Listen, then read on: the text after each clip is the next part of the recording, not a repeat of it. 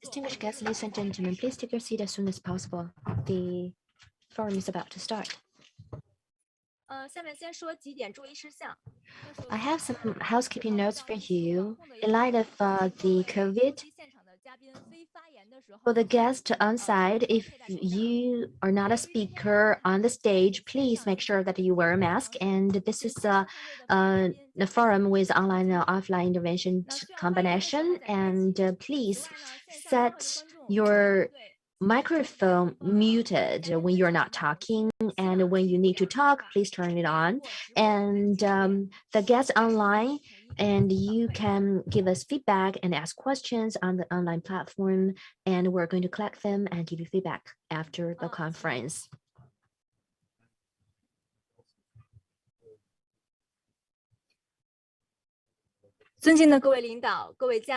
Distinguished guests, leaders, ladies and gentlemen, organizers, good afternoon. Welcome to the Green Supply Chain and Climate Action Forum. And this forum is provided with technical guidance from the Center of Carbon Neutrality Chinese Research Academy of Environmental Sciences and co-hosted by Institute for Public and Environmental Affairs, Natural Resource Defense Council, Heinrich-Böll Foundation Beijing Office, and Zhujiang Branch Client Earth Beijing Representative Office. And I'm Ming, the moderator for today from the FEE, and I'd like to introduce to you the guests present here today. ZR Mr. Jia Feng, Director, Center for Environmental Education and Communications, Ministry of Ecology and Environment. The Deputy Secretary General of CFEG, Mr. Bai Zhijun, who is online, and Mr. Jiang Hua, the Vice President of Chinese Research Academy of Environmental Sciences, and Dr. Yang Pingjian, and also Mr. Chen Ming, the economist of the Foreign Environmental Cooperation Center for MEE, and Ms. Feng Li, Country Director of the WRI China, and she's also joining us with online interventions, and Dr. Paul Joscha Kohlenberg, Chief Representative of Heinrich-Böll-Stiftung Beijing Representative Office, and Mr. Dimitri Deboer, Climate Earth Beijing Representative Office, and Mr. Malto, Director for the Division of International Cooperation at CIETC-MIIT.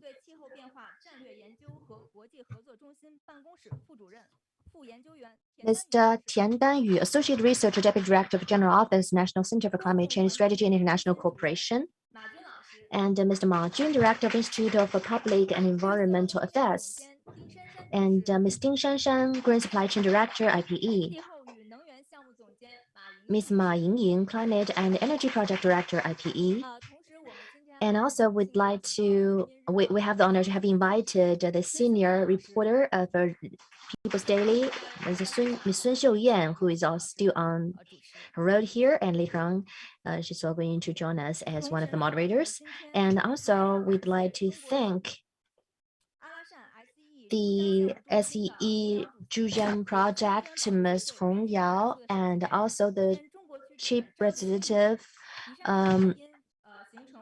Country Director of NRDC China, Jieqing, who cannot make it here, but they send us the videos, and we would like to thank the Beijing representative of the Heinrich-Böll Foundation, Wang Ke Foundation, Alibaba Foundation, SEE, Zhujiang Center, the RBF Foundation, Alcohol Foundation, Energy Foundation, School Foundation, and Bloomberg Philanthropies for their great support and help. And we'd like to thank the Green Jiangnan Wuhui Ecology Center, 绿行太行、绿行齐鲁、武汉行澈、江西清汉、芜湖 Ecology、绿满江淮, as well as the other NGO partners and their help in the green field investigation and industrial pollution source monitoring. And we also got the support from the media like People's Daily, the CCTV, China.com.cn, Huanqiu.cn, China Environmental Daily, National Business Daily, Yicai,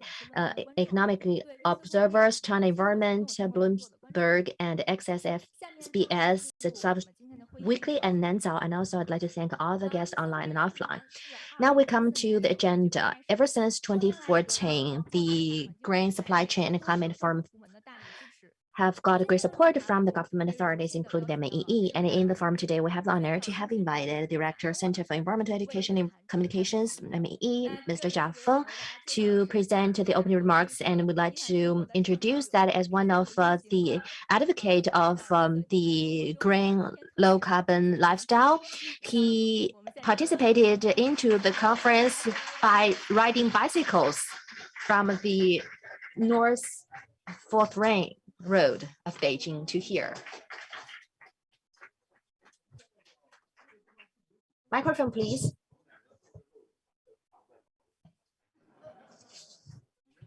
Microphone, please. We cannot hear you.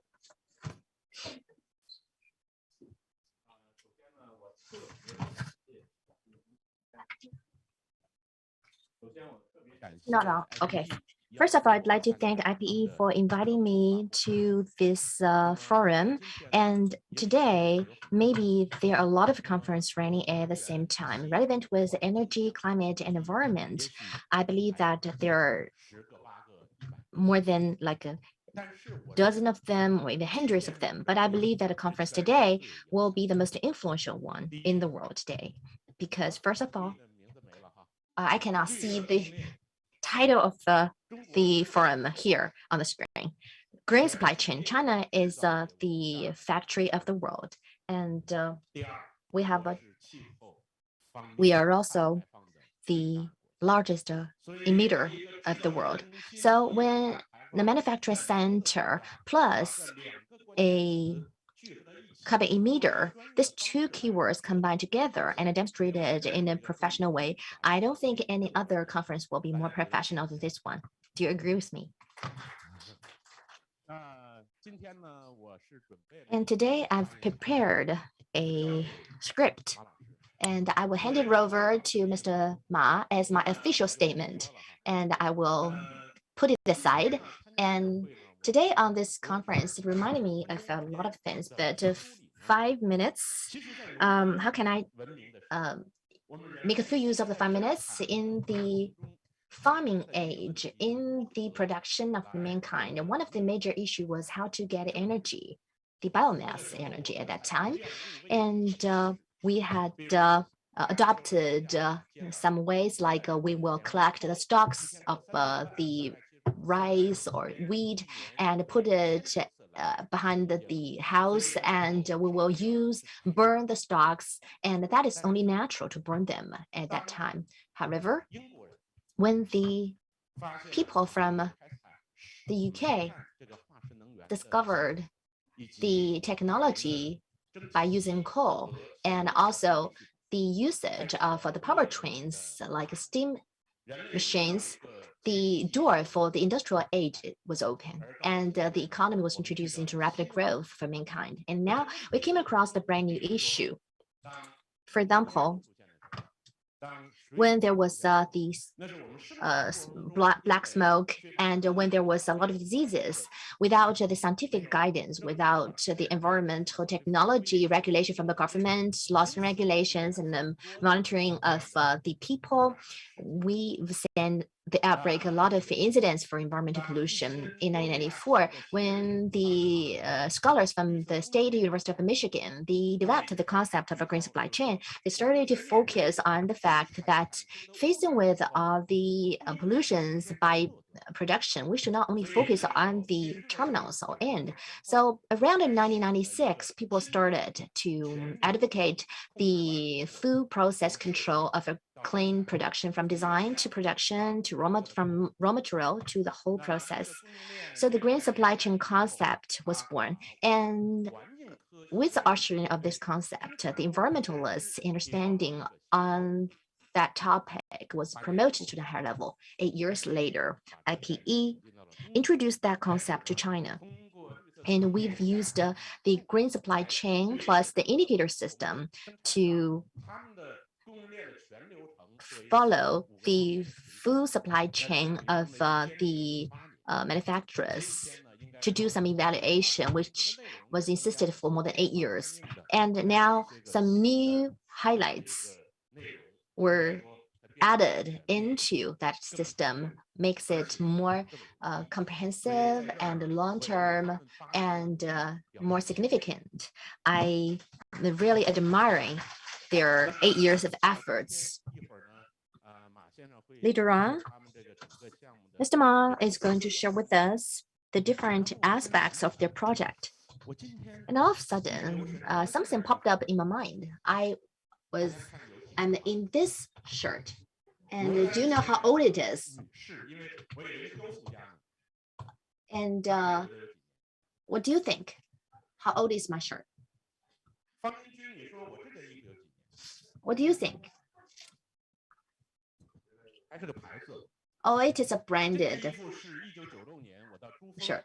And in 1996, when I went to the Everett Mountain to claim the weights there, and I was wearing that. It is 29 years, and this hat, 14 years of history. So green supply chain practitioners was quite concerned. If everybody is like me without changing clothes, maybe they will feel worried. And some people may say that I have replaced my car. I didn't replace my car with a BMW.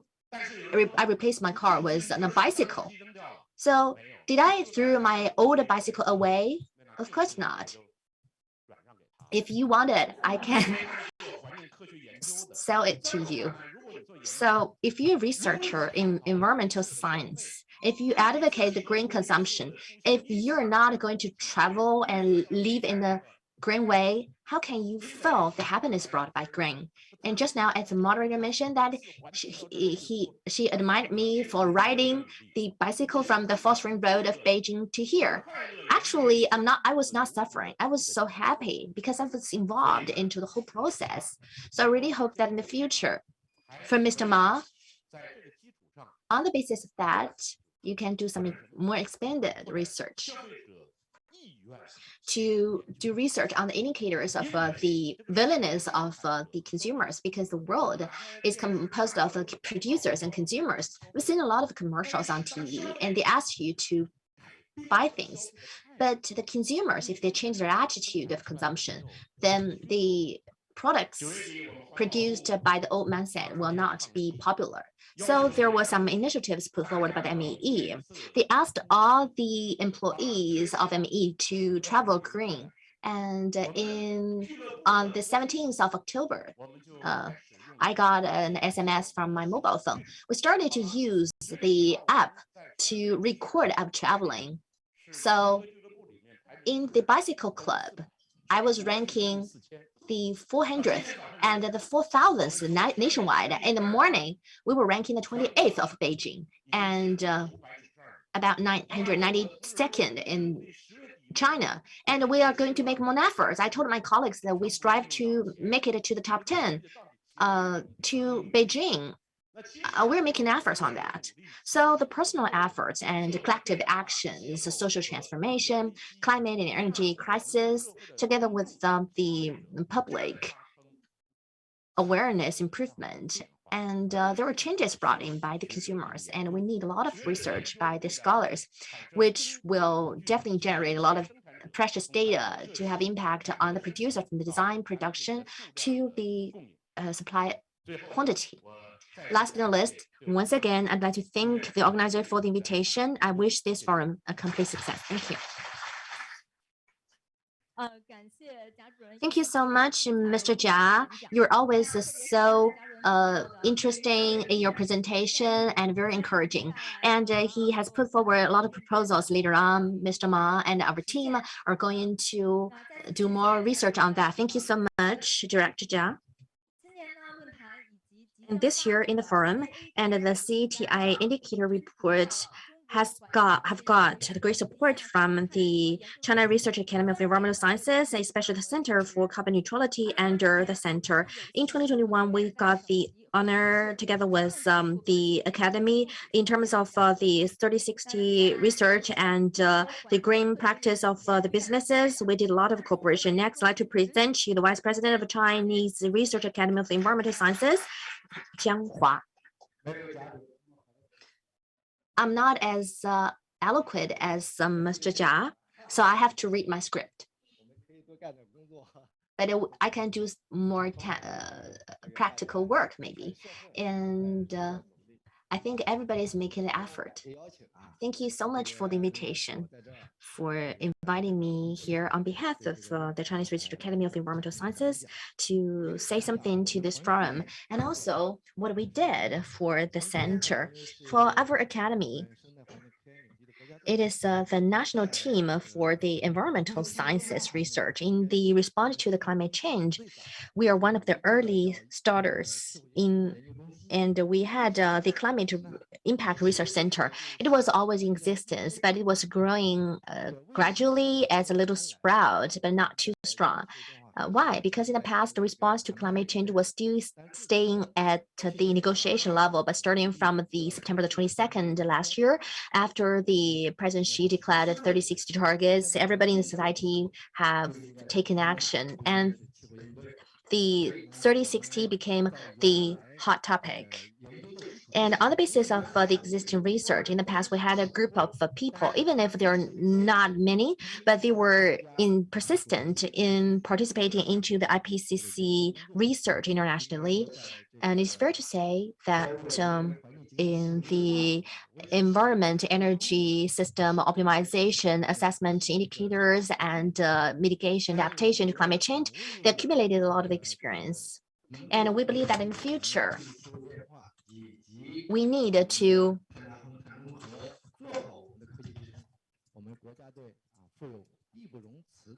and we are shouldering the responsibility. And we established the Carbon Neutrality Center under the Academy. And first of all, the research on the carbon neutrality policies, including the regulations, laws, and also the research on the carbon assessment. We know the MRV, and at the same time, we believe that on the basis of that, we may need some third-party evaluation and also the energy and the low carbon research, adaptation research, etc. And we have to rely on the low carbon technology and also the CCS technology, etc. Starting from March this year, together with IPE, led by Mr. Ma, we also launched the Carbon Neutrality Index. The Ministry of Climate, of Environmental Protection, Department of Climate Change was also highly supportive because this indicator to some extent can represent each locality's performance in moving towards carbon peak and carbon neutrality. This work of ours is also published in the newspaper, the Environmental Daily. And later on, according to President Xi's announcement, in the 14th Five-Year Plan, reducing carbon emission will be a major direction of our work to improve carbon efficiency and use this as a handle that facilitates the economic transformation of the whole society so that we can move from quantity improvement to quality improvement. So this is an unprecedented opportunity for all of us. First, companies should consider how to shoulder this responsibility of reducing carbon emission, and then to think about how to find this development path that is low carbon and sustainable. Companies can start from the green finance and the green supply chain to start their transformation, and they can also make their own contributions by doing so. This year is the beginning of the 14th Five-Year Plan.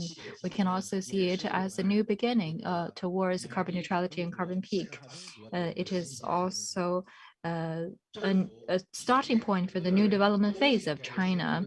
The responsibility is on the companies, on the individuals, and also on the government, of course. Everybody has the responsibility, just like Mr. Ma put it, to change our consumption mode, our lifestyle, and start from consuming green.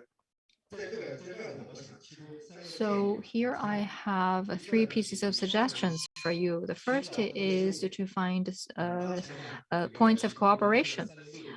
We have been quite clear about the schedule and the timeline of our dual target.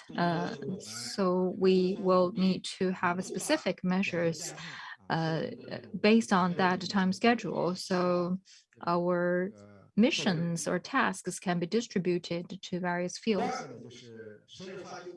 Second, we need to dig out the problems in common and deepen our cooperation.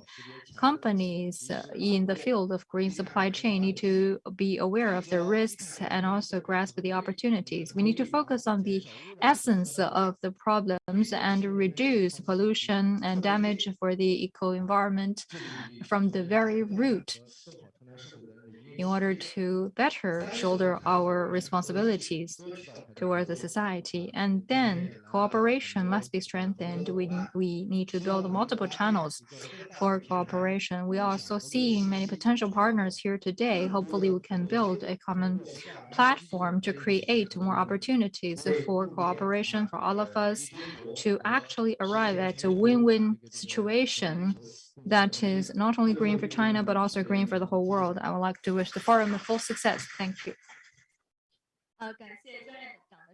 Thank you, Mr. Jiang, especially for your very valuable suggestions, which can serve as great direction and reference for our future work. Ministry of Environment and Ecology and its Department of International Cooperation has been working very hard on promoting cooperation between domestic and foreign experts in this area. And next, we will invite Mr. Chen Ming to deliver an opening remarks. Welcome.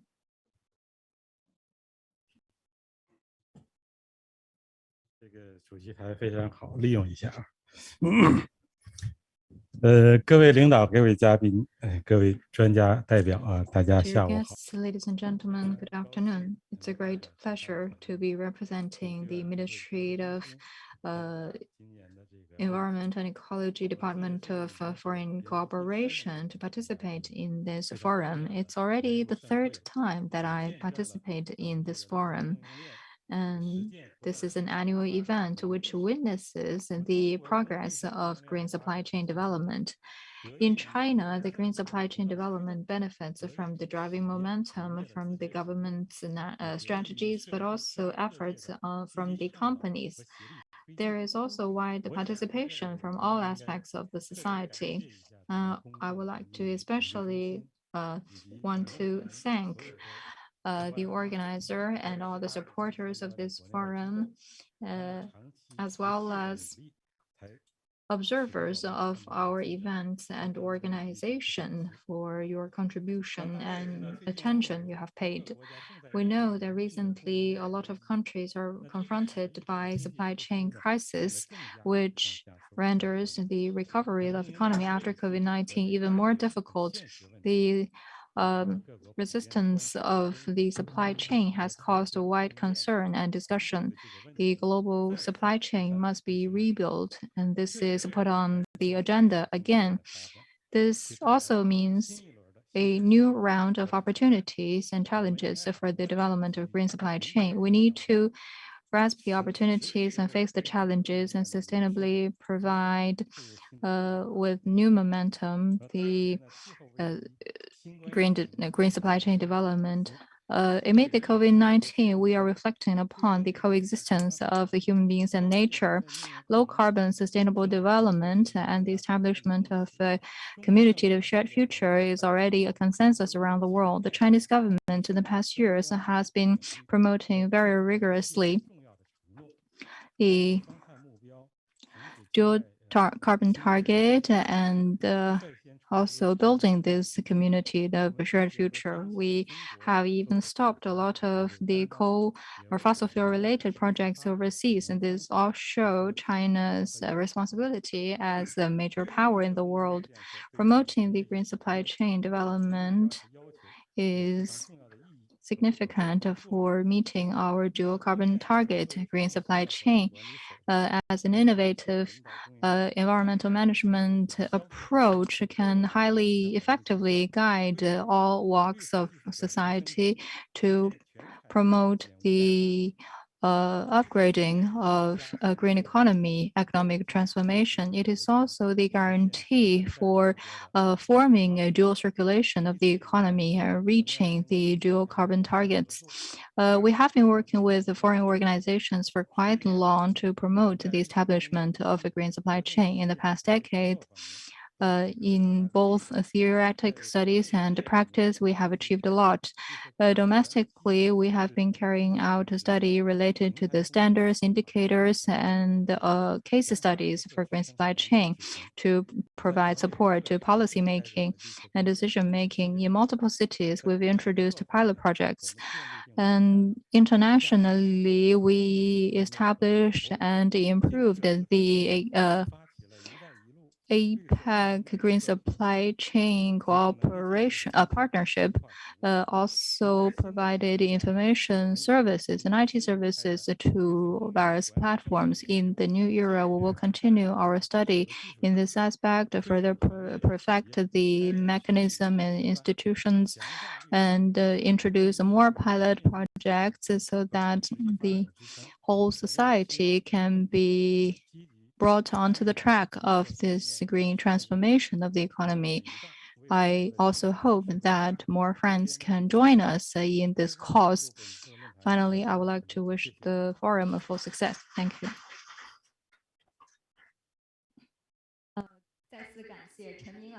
Thank you again, Mr. Chen.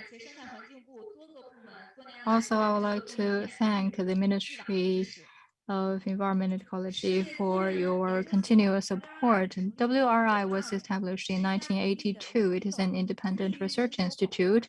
It aims at seeking practical solutions for protecting the environment and improving people's welfare. Well-being, and it has already established a wide connecting platform and has created a lot of practical influence on the decision making and even the whole society. And today, country director Madam Feng Li of WRI China is going to give us an opening remarks through online platforms. Thank you very much. Thank you for the introduction. That's even better than how I will introduce myself. Respected Mr. Ma Jun, ladies and gentlemen, online and offline. It's a great honor to participate in today's forum. First, please allow me to extend to Director Ma my sincere gratitude and respect. Your team has been long-standing on the front line of environmental information disclosure, especially disclosure along the supply chain. You have been trying everything to help companies, big ones and SMEs, to realize their green transformation. Just like the moderator has said, WRI since 1998 has been developing methodology for greenhouse gases calculation. In 2001, we launched the methodology of GHG calculation. This has been utilized by many companies around the world, and even some consulting companies benefited economically from this model. But the team led by Mr. Ma even introduced an express calculating methodology for the SMEs who cannot really pay for this very significant and big system. This is a very important contribution. When China introduced its dual carbon target, IPE again grasped the opportunity and stressed on the carbon emission in the green supply chain. Before COP26, in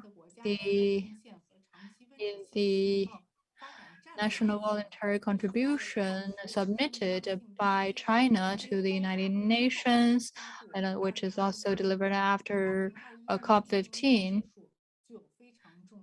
We are here introducing the new index for 2021. This is especially relevant.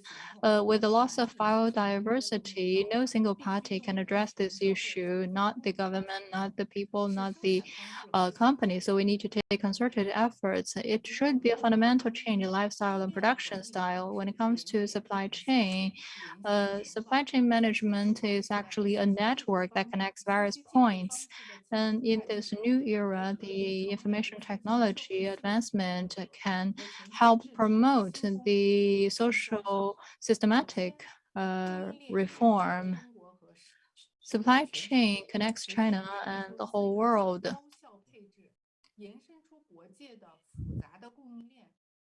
This very complex network enables places with different backgrounds on laws and regulations to work together with each other. It also connects the upstream and downstream of the companies. The bigger brands along the supply chain can play a leading role. It also connects the producers and the consumers. It helps the consumers learn about the environmental performance of companies throughout the supply chain so that they can make an informed decision. The core of a green supply chain is the connection between human and nature. It is an assessment of the impact of human beings' behavior and production, especially on nature. It also assesses people's option as made towards nature. I've been to Kunshan recently. The Kunshan government is seeking very rigorously how to reach the dual targets. A lot of their clients are big companies like Apple, and Apple is very ambitious and they want to achieve carbon neutrality throughout the value chain by 2030. We can feel the role model established by Apple, and we also feel their power. They made the COVID-19 supply chain around the world a severely challenged. Countries are all highly concerned on the resistance, reliability, and stability of the supply chain. 8 ministries in China, including Ministry of Commerce, together issued a notice on establishing green supply chain and stressing this work around the country. Some places even introduced the position of a leader, especially for the supply chain. Green supply chain should be an important part of our work because it affects the sustainability of supply chain for much longer. According to President Xi's speech during the COP15, we are faced by a challenging era. We need to work together to open a new chapter for the human development. Eco-civilization building must be focused on to create a sustainable development trend around the world. China is at the core of the global supply chain. It's the biggest trade partner of over 120 countries. Green supply chain helps us see our influence on the environment. Through changing its production and lifestyle, China can affect the whole world. The issue of this index, of the supply chain index, helps us gain a new perspective and develop new tools.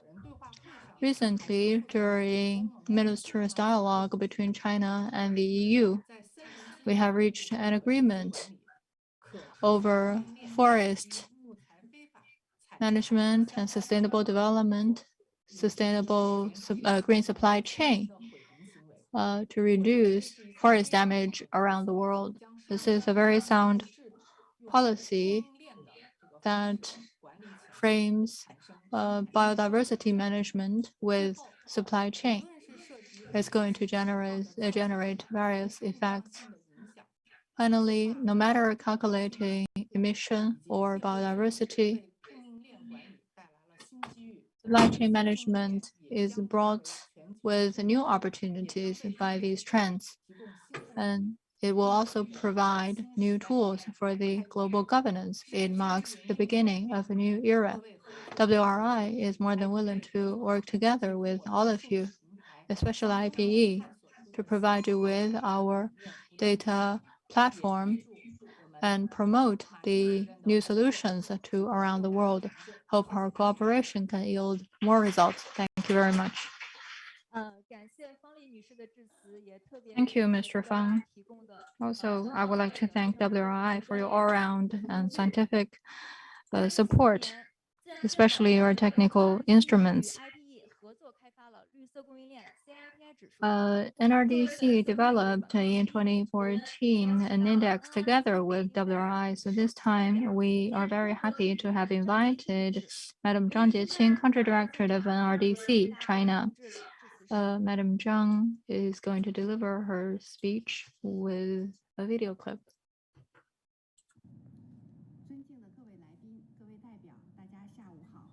Good afternoon, ladies and gentlemen. I'm very happy that the NRDC is able to work together with the Public Environment Research Institute and host this year's forum again in 2021. In September last year, President Xi announced to the world that by 2030, China will reach carbon peak and carbon neutrality by 2060. This is the dual carbon target that we often refer to now. This ambition requires efforts from the government, companies, as well as individuals. Companies and industries are key in this process. To achieve the dual carbon objects, companies have to focus on their own emission as well as emission along the value chain. Because sometimes the supply chain emission is multiple times that of its own emission. So when producing goods or providing services, companies need to be aware of their value chain emission. In the past, IPE has been sustainably creating new ways of dealing with the environmental data and promoting the greening and low carbonizing the supply chain. NRDC is very happy to be able to work together with IPEE. We together developed the pollution source PITI index and also the CITI index for supply chain. We have been publishing PITI report and CITI report for respectively 10 years and over 10 years. We also host forums to promote information disclosure, data disclosure, and the application of such data in green finance and the green supply chain. We're also very happy to see the progress made by China. Last month, the MEE began soliciting opinions regarding government's environmental data disclosure. Multiple laws and regulations were integrated. That was an integration of the work in the past, and on basis of which a lot of breakthrough has been made. And also the carbon emission information has been included into the annual disclosure. And also the public companies should also publish the information about the response to climate change, environmental, ecological impact information, etc. So in this process, we're very happy to see that the PITI has made its own contribution, and we got a great recognition from the government authorities. And most importantly, the public environmental data through the supply chain and the grains financial chains in improving the performance of the enterprise's environment and improvement of governance. It made great progress in NRDC and also contributed to revising the CNA for direct technology guidance and all those companies in terms of their effort of energy efficiency has paid off. And in the CITI ranking, they were on the top. And on the basis of the previous work, IPE this year developed the CATI this year to guide the enterprises to focus on the hot topics of the GHG emission, to identify and promote the energy efficiency in the high energy consumption and emission part. And a lot of other companies have taken the lead to become the pioneers. We hope that these actions are going to bring up the whole industry and also the enterprises to be involved to jointly face with the climate change and biodiversity loss issues in the world. To my great pity, because I was on a business tour, so I could not make it here on this annual event. I sincerely hope that this conference is going to make a lot of achievements, and we also hope that the green supply chain friendship circle will be extended. Thank you. Thank you so much, Ms. Zhang Jieqing, for your presentation. And also, I'd like to thank NRDC for their great support to the green supply chain. And the Heinrich-Böll Beijing Representative Office since 2008 started to support the efforts of IPE, especially for the climate action evaluation. And this year, CATI also got great support from the Heinrich-Böll Foundation, and I'd like to present you Dr. Paul Joscha Kohlenberg, the Chief Representative of the Heinrich-Böll-Stiftung Beijing Representative Office. So I will speak in English. Esteemed Mr.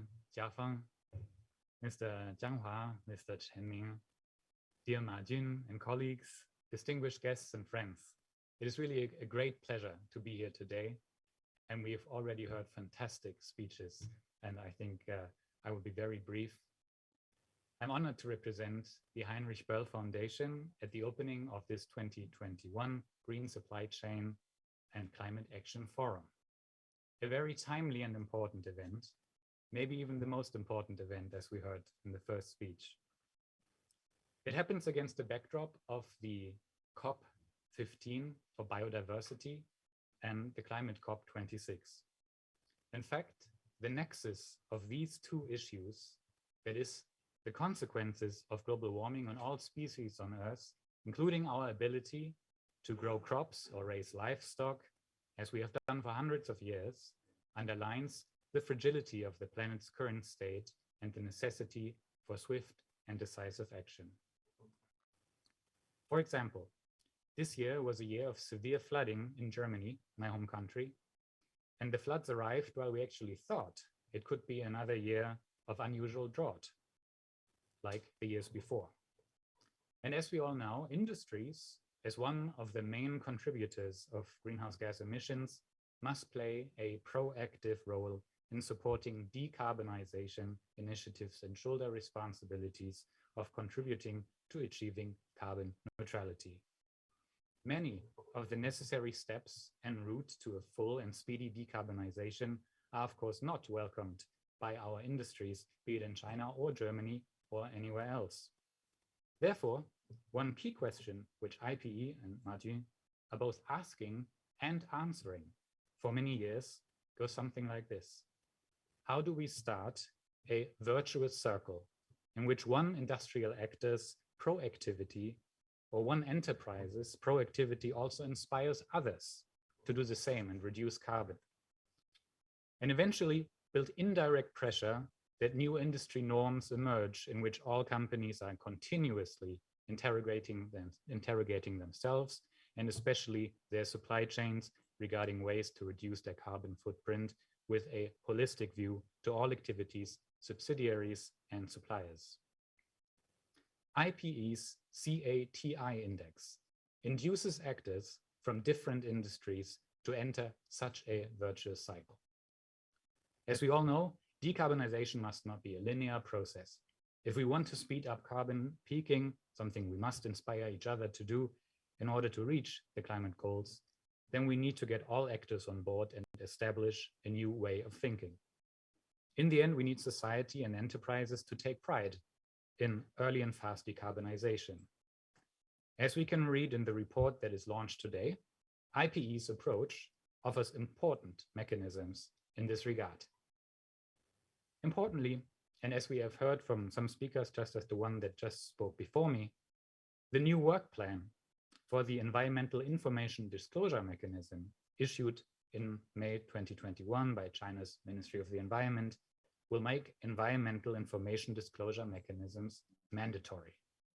This shows the many concrete and very positive trends that are converging in the area of decarbonization. I want to express my sincere gratitude to Ma Jun and all his colleagues today for their work, and I'm looking forward to interesting presentations by the many esteemed experts and industry representatives today. Thank you very much.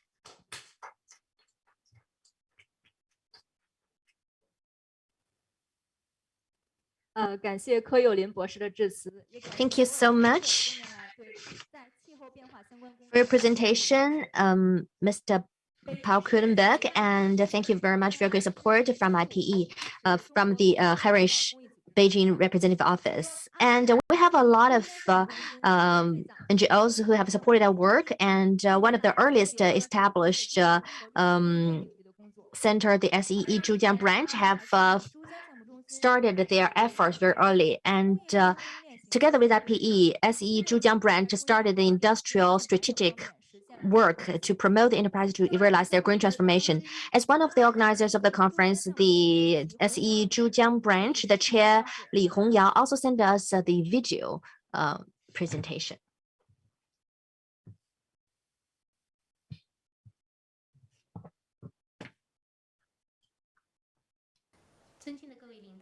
Distinguished guests, leaders, entrepreneurs, partners, good afternoon.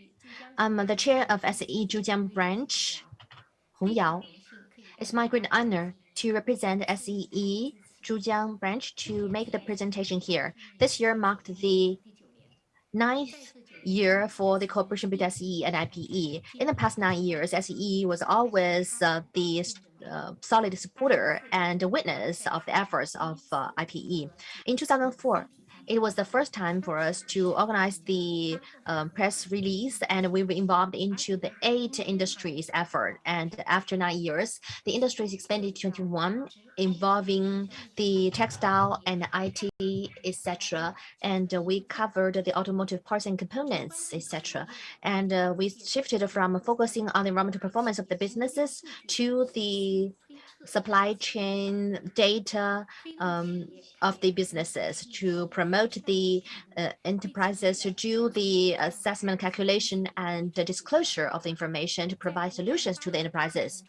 In the process of the constant development, SEE together with IPE involved ourselves into the grand blueprint of the sustainable development of the nation here on behalf of SEE and all the participants to extend our appreciation to all the guests for your support. Thank you.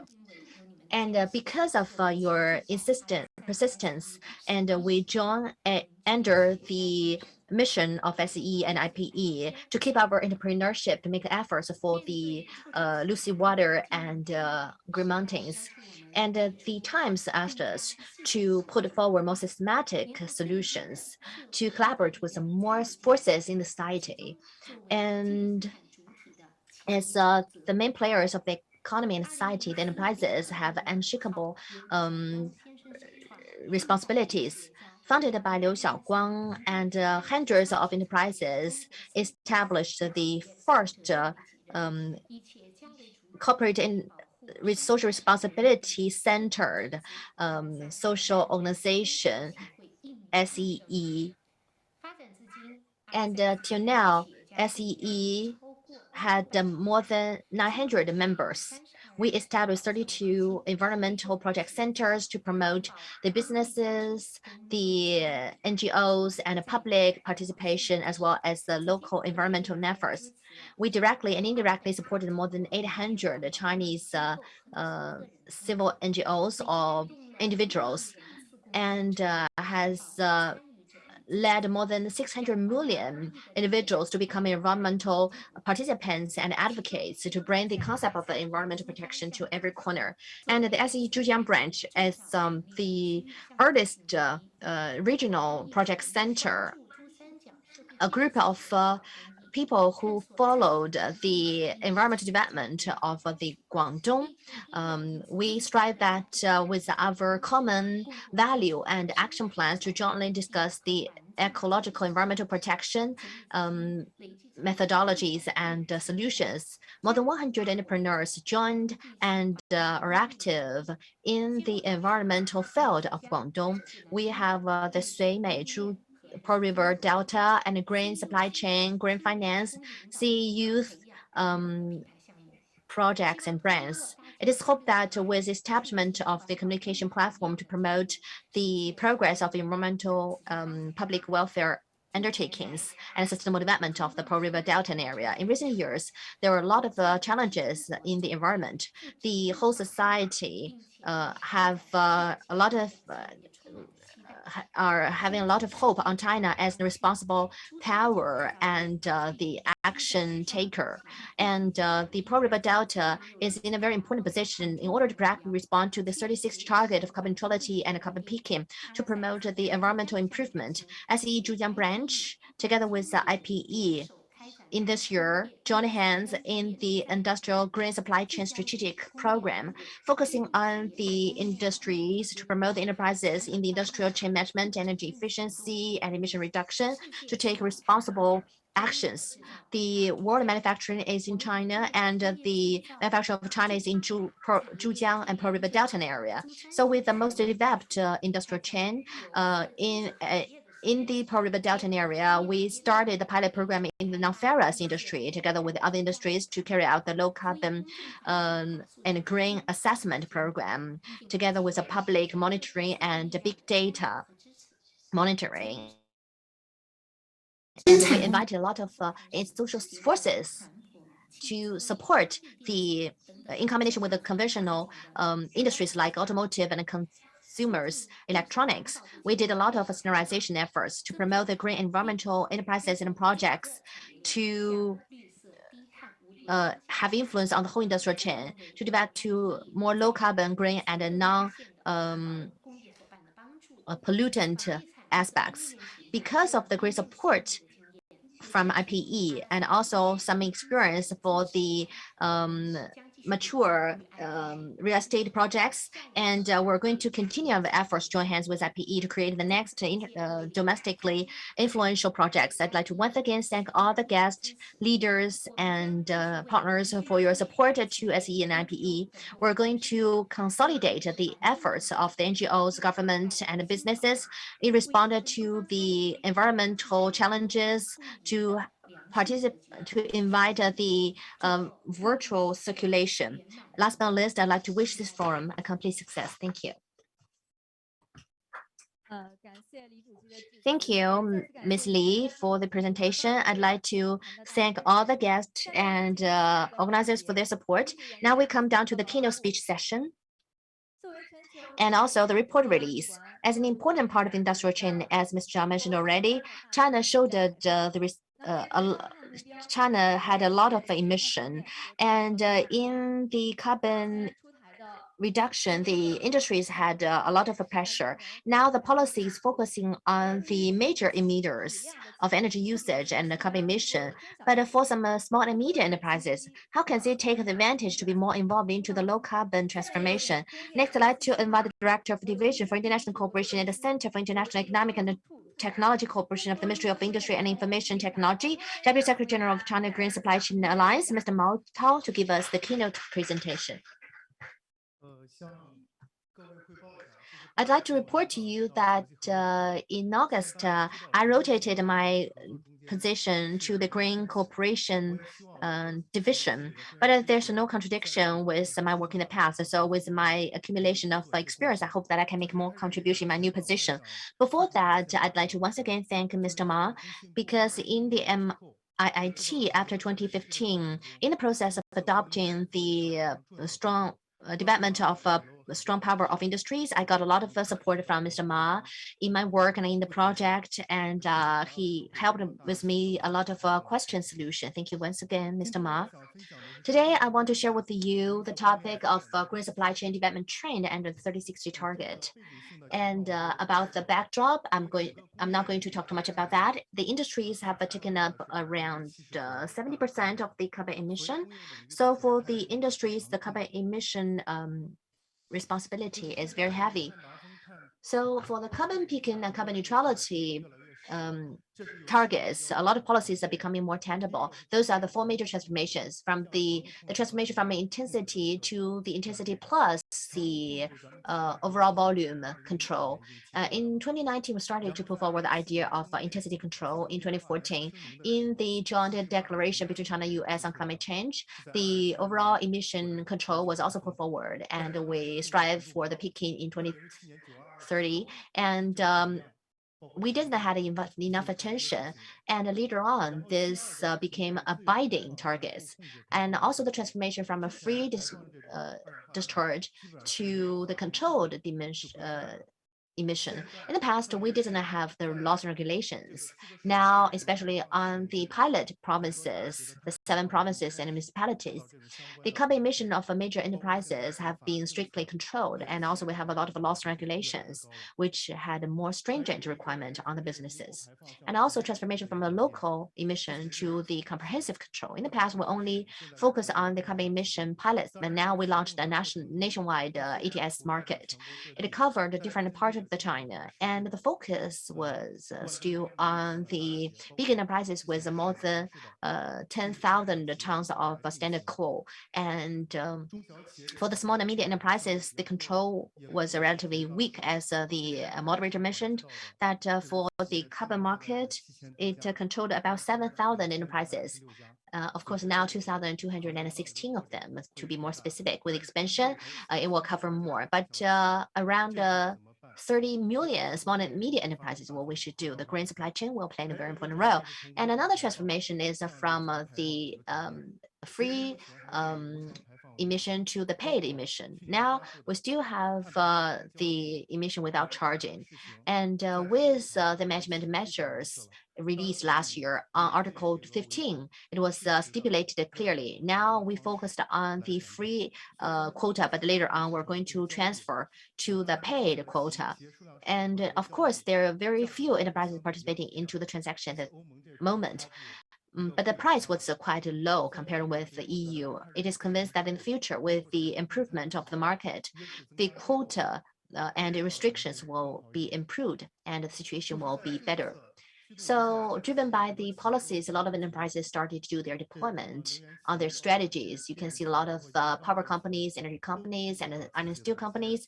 They put forward their own carbon targets. Of course, some of the enterprises will be more aggressive, and some of them are more in line with their own situation. Now, the government mentioned the overall master plan, and different provinces and municipalities are promoting their carbon emission reduction according to the national plan.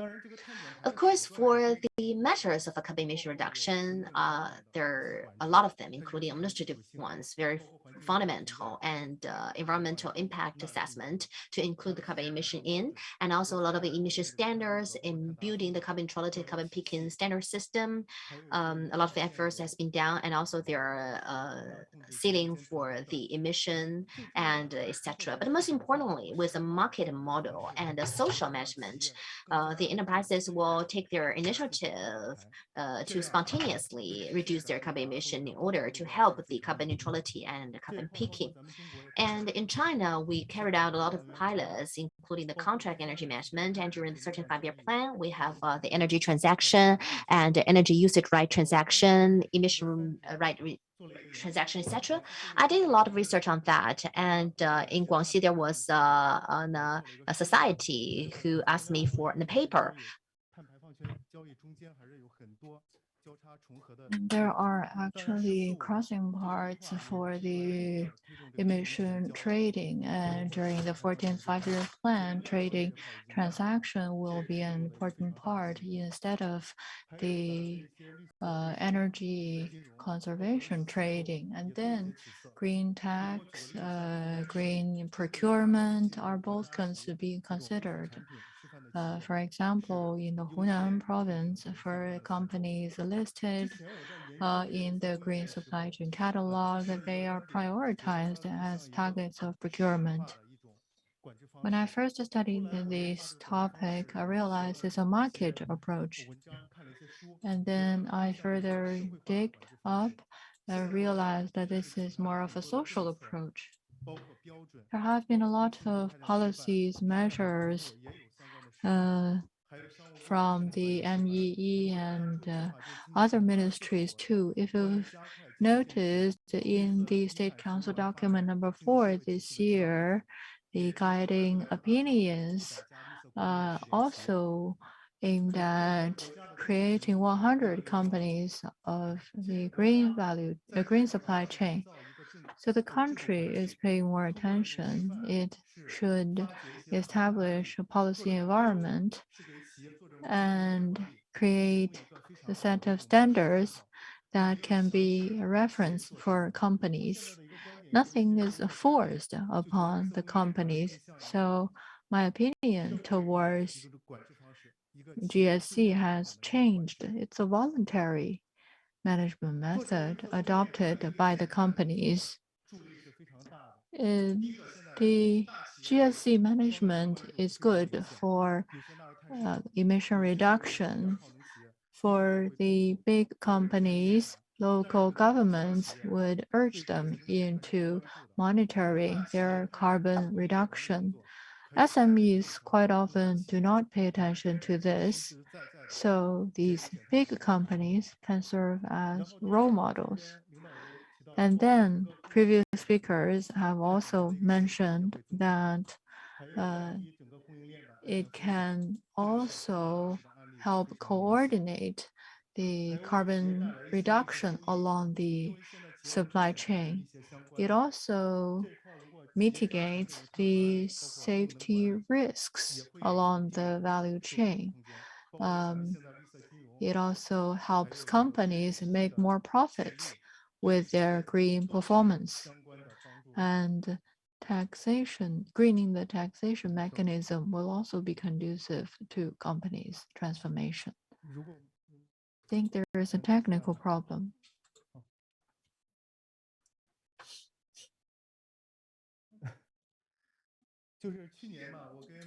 Well, last year, together with Mr. Ma, I wrote a book on the institution and practices of the innovative application of green supply chain. Our opinion is that big companies are good role models in guiding SMEs to reduce carbon and save energy.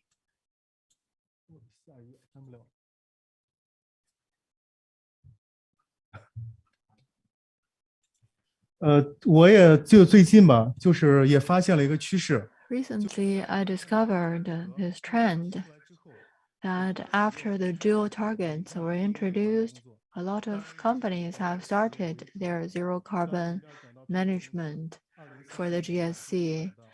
As has been mentioned, Apple is planning the carbon neutrality by 2030, and Schneider 2040, and net zero emission by 2050. For Siemens, also 2050. Dell is also very early. It has achieved carbon neutrality in operation by 2007, and by 2060, it will achieve 60% carbon emission along its supply chain. Here are some automobile companies, for example, Jaguar by 2036, and Benz 2050, and for Nissan 2050. And Varex, a construction company who is more ambitious. It aims at achieving carbon neutrality over the past 100 years. The goal is set at 2040. It wants to neutralize its carbon neutrality even over the past century. China has been a bit slow in this aspect, but Huawei is playing a leading part. Its commitment is by 2025, it's going to lead its top 100 suppliers to create their emission reduction. Huawei will be more ambitious, according to my chat with one of their managers. And for Longqi, they are also quite ambitious, highly representative in the PV industry. They are promoting the PV industry greening.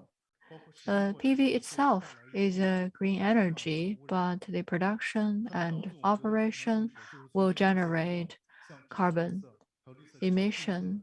But I think its president is quite keen on achieving overall greening.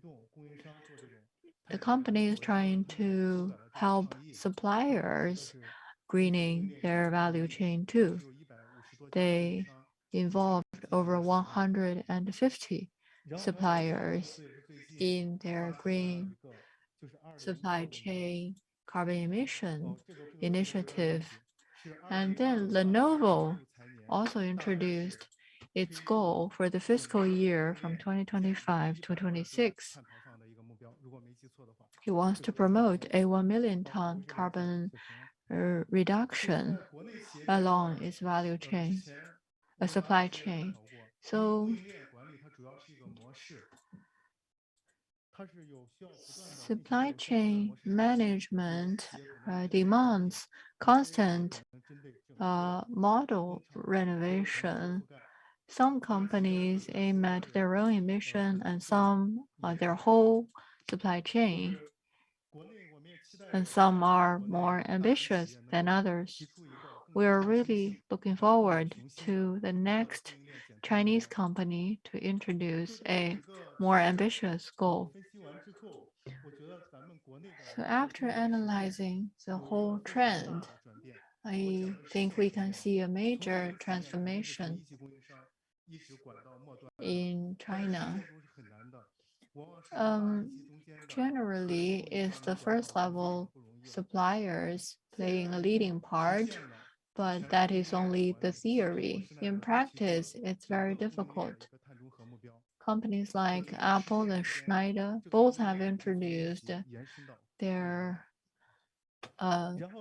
overall supply chain management extending from level 1 to all levels.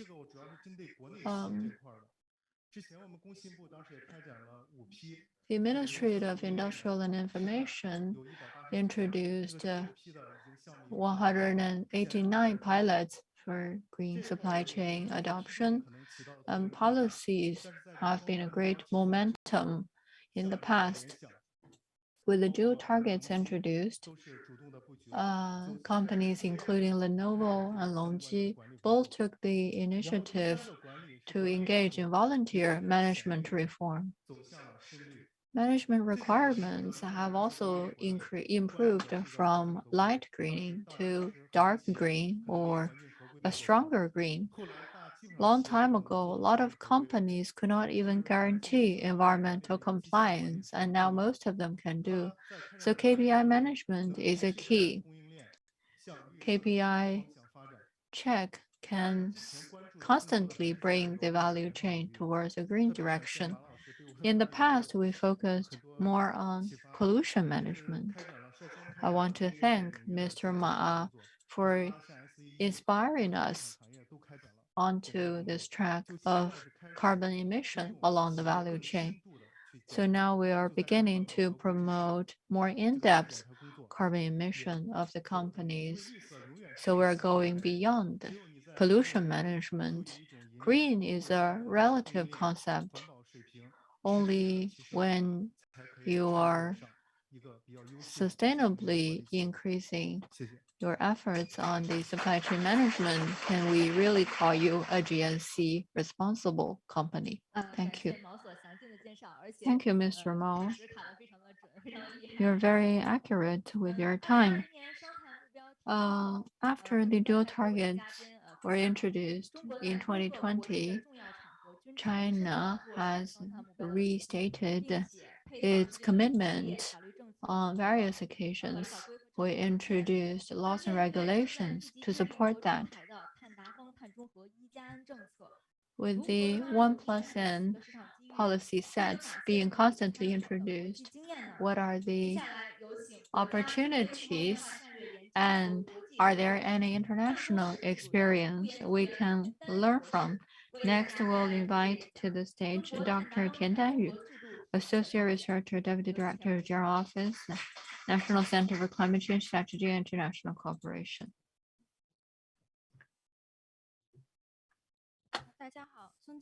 Hello, everyone. Mr. Ma, ladies and gentlemen, dear guests, it's a great honor to be here today. Our center, as an organ responsible for combating climate change, has been long responsible for legislation and creation of regulations with the support of organizations represented by the NRDC. We have been working very hard on improving companies' roles in this process. I would like to share with you the results of our study. First, through legislation, we need to combine the ecological protection with our diplomatic, political, and economic development path. We have formulated a system that covers data management, information management, award system and punishment system, accountability system, etc. So through legislation, we're providing this legal framework for the dual target, for reaching the dual targets. I think you have noticed that since carbon neutrality has become a popular topic, many countries have been utilizing it as a standing point of new legislation. In July this year, the EU introduced its climate change law, and Germany also revised its federal law to set its carbon neutrality goal from 2050 to 2045. And the EU also introduced its own goal, and Canada in 2019 issued their Net Zero Act. And Britain was early. In 2008, it introduced its climate law, but in 2019, the law was revised. The neutrality timeline was brought from 80% by 2050 to net zero by 2050. So Europe is striving to become the first net zero emitter around the world. So amid such a trend, China will also try to catch up. Although we don't have an official legislation, different localities have taken the initiative. Tianjin, Shandong, Nanjing, Hunan have all been conducting their preliminary research. And Shenzhen this year, in its ecological protection regulations, introduced the climate-related chapter. Europe has introduced the concept of from farm to fork for its carbon management throughout the whole value chain. And it's also clear that the rules do not only apply to the continent, but also will be influencing towards the external parts or regions, even rippling to more countries in the world. So companies must pay attention in advance. And here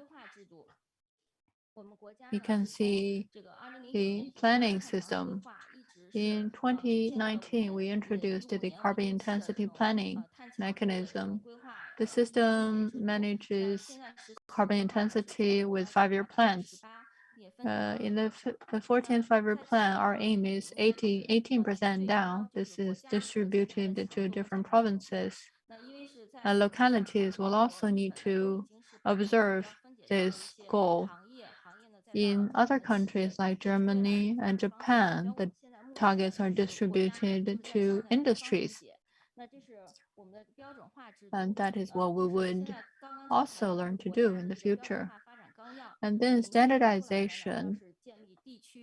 It has been specified by the central government that the carbon emission standards, check standards, calculation standards will be established for different industries.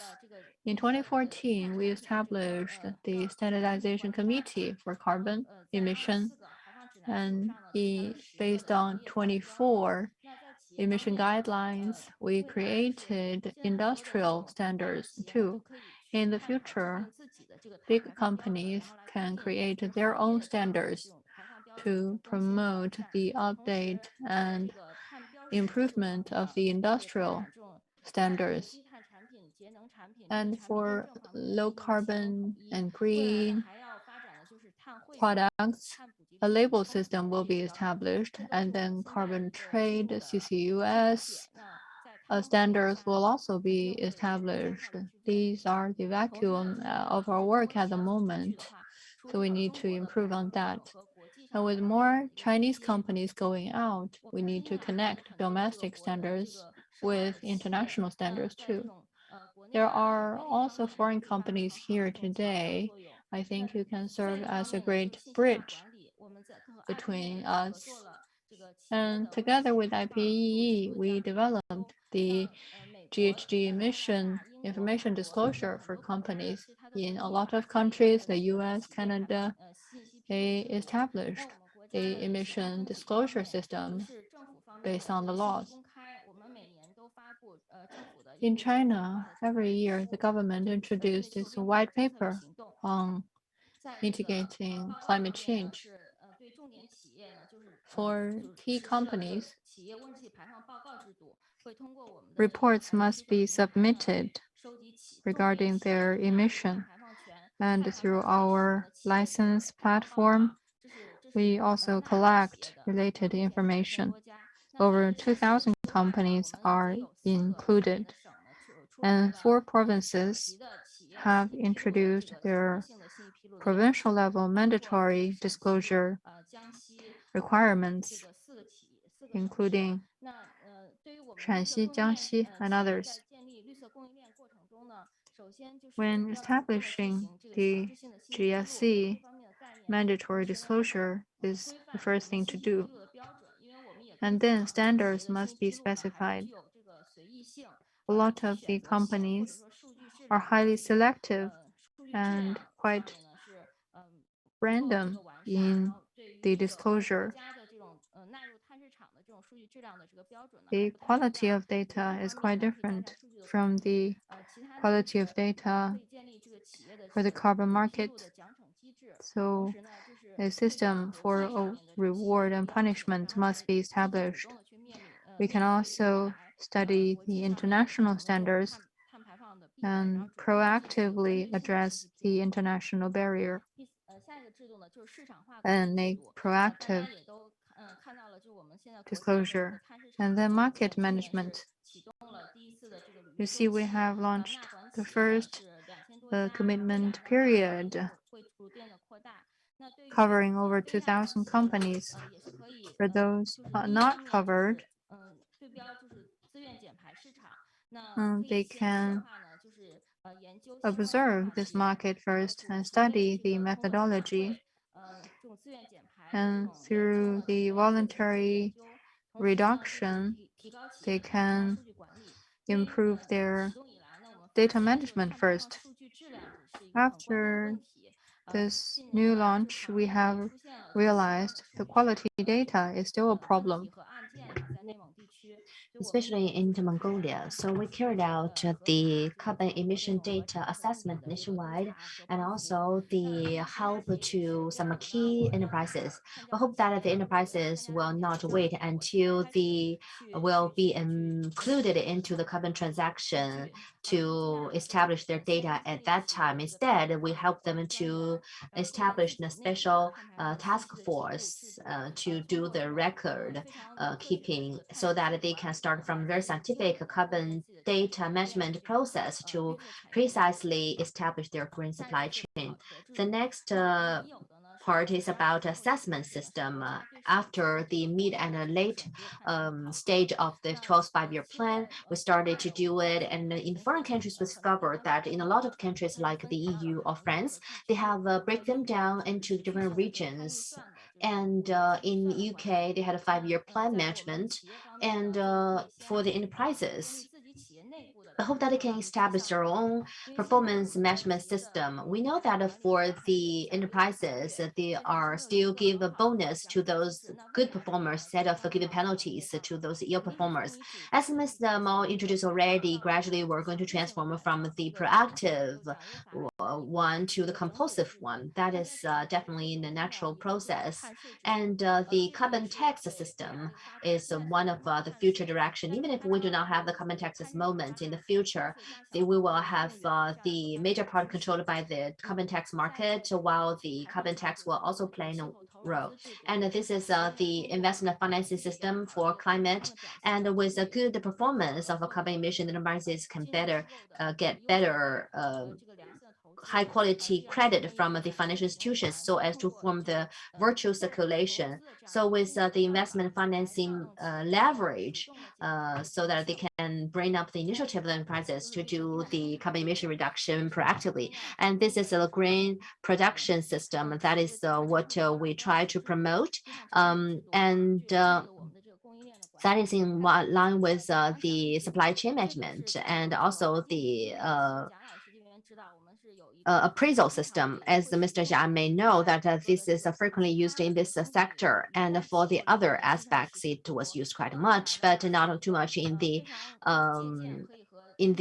climate aspects. So we can also collaborate with the other industry so that we can use a role model experience. And like the conference today, we had some sharing of good cases. That is also a kind of appraisal system. So in the future, with this kind of model, we can bring up the following enterprises and also the special fund system. Now in China, we have the China Youth Fund and also Climate Change Foundation, and there is some paid usage aspect, and it can provide a lot of credit with a lowered interest rate, and that is a very important preferential treatment in the future for the 36 to target realization. A lot of social foundations and industrial foundations can also be used so that we can bring up the green and low carbon transformation, and also the procurement system of low carbon and green products. And in China, we already got the green procurement system, and we have a compound that for a long period of time. In the future, it is possible that it will be integrated with the green and energy efficient products. Starting from the government procurement, we can bring up the procurement on the products with low carbon and green labels so that we can force the whole industrial chain to have the low carbon transformation. And then the legal penalties and appraisals. In the past, we only give a lot of a bonus to those appraisal to those good performers. But in the future, we're going to put them into place so that the government, enterprises, and third parties will be able to have identified the responsibilities, and with the laws and regulations, we can help the overall carbon peak and carbon neutrality to form a closed loop for the institutional systems. With the design of that, we can promote the whole industry progress. Last but not least, some conclusions. So at the national level, they are accelerating the legislation steps, and for the carbon evaluation law, they're under deliberation, and the like a circular economy promotion law, it was also under deliberation. And for the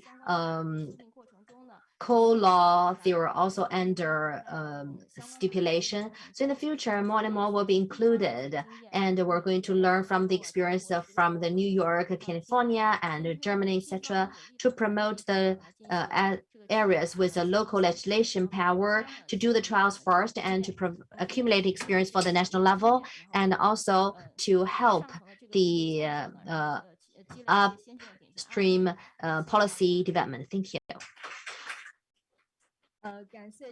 Thank you so much, Dr. Tian, for your comprehensive interpretation of the policy system. So with Mr. Tian, Ms. Tian, and Mr. Mao's sharing for the enterprises, especially those online suppliers, you definitely have a lot of inspirations. And in your sharing, you've mentioned that we needed to realize the carbon neutrality faster and better, which became the consensus. And we also upgraded to the national strategy in China. And it is in the long-term vision. And to help the enterprises to complete their responsibilities, IPE, with the support of the project team, SCI was upgraded to the CATI. indicator in order to promote more enterprises to be more involved into the 3060 targets actions and also the global climate change assessment. Now I'd like to invite Mr. Ma Qun, Director of IPE, and Ms. Zhu Ziqi, and also Ms. Ma Yingying to jointly launch the first CATI report. First of all, Mr. Ma. Distinguished guests, ladies and gentlemen, entrepreneur friends, friends from the media, and our NGO friends, good afternoon. Today, it's my great pleasure to have the opportunity to join you here to witness the release of the two indicator systems.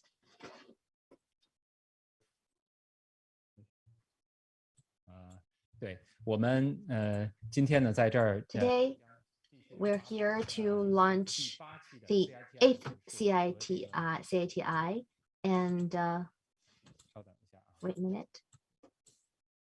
I feel really happy because that was done under the backdrop of 3060. This is the first year for the 3060 targets actions, and we hope that we can see that in the evaluation with the guidance of the 36 targets, the Chinese and the international enterprises are going towards the same direction. Next page, please. And in 10 days' time, the COP26 will be conveyed.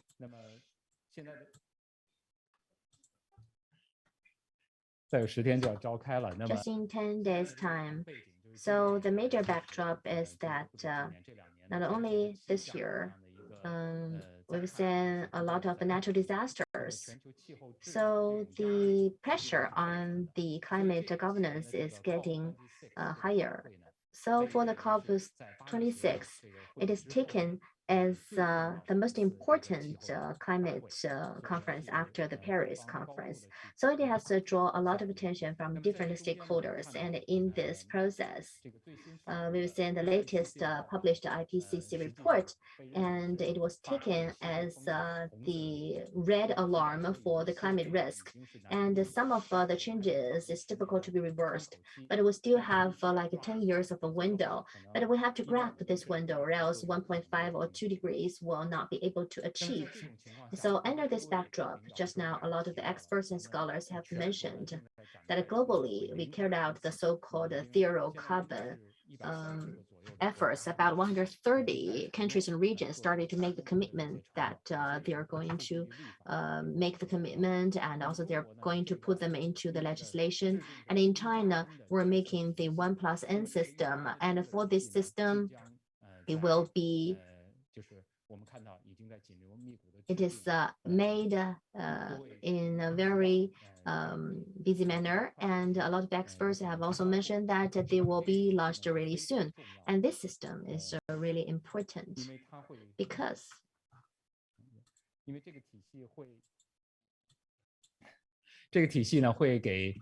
system is going to make the carbon peak and carbon neutrality efforts to have the coordination and guidance, so that different industries and different localities will have their own contribution, roadmap, and a timetable. That is very important. Next page, please.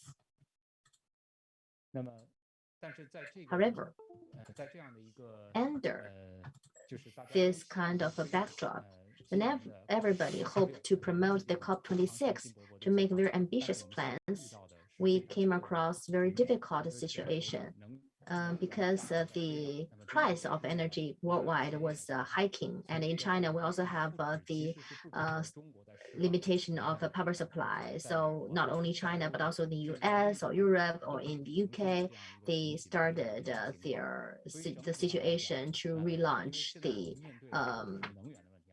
the coal-fired power. So we're not only facing with this issue, and the global supply chain is very much impacted. So in the Western world, they had the shortage of supply, and now it is a very complicated situation. Next page, please. So under this kind of a circumstance, actually this year should have been the starting year for the actions and to have a large-scale emission reduction, because according to the calculation, if we want to keep the 1.5-degree targets, so by 2030, we need 45% of a reduction of emission, and you can calculate on each year what is the required emission reduction. But this year, maybe there will be some rebound, so the realization of a Paris Agreement will be on stake. So we have to learn from the experience of pollution treatment in China. We've mentioned 45%, and China used 8 years starting from 2013 to treat the air quality, and we've made unprecedented achievements just in 8 years' time. The pollution was cut by half. So a lot of experience and a lot of solutions are worth learning. And in this process, we not only have the national willingness and the leadership and promotion from the central government, we also learned from the information disclosure to promote the monitoring, to introduce a lot of monitoring from the society so that people jointly promote, to empower the enterprises to play out the role of the market, including the green supply chain, green finance, and the carbon market. So we believe that facing with the climate change, as it is a common challenge for mankind, so we need to reach the consensus on the COP26, no matter what kind of agreements will be reached among the governments. If we want to put them into place, it will definitely be a very difficult job. We need everybody to be involved. A lot of people mentioned the government, enterprises, and public should be involved, but all those need to be based on data. So we collaborated with the professional organizations to form this kind of a data foundation, and you can see that this is the global carbon map to different provinces and municipalities. And in this regard, on this you can search them on the blue map, and we hope that for the decision making and the experts, they could get a lot of information, but the public need to know more, including the enterprises. They need to know more on that. Just now, Mr. Jiang from the Environmental Academy have talked about that together with Mr. Yang from the Academy. We joined hands in provincial indicator, and it is hoped that with this concrete environmental monitoring data, it can help us to do some scientific judgment so that different localities will understand their situation in the 36 target achievements.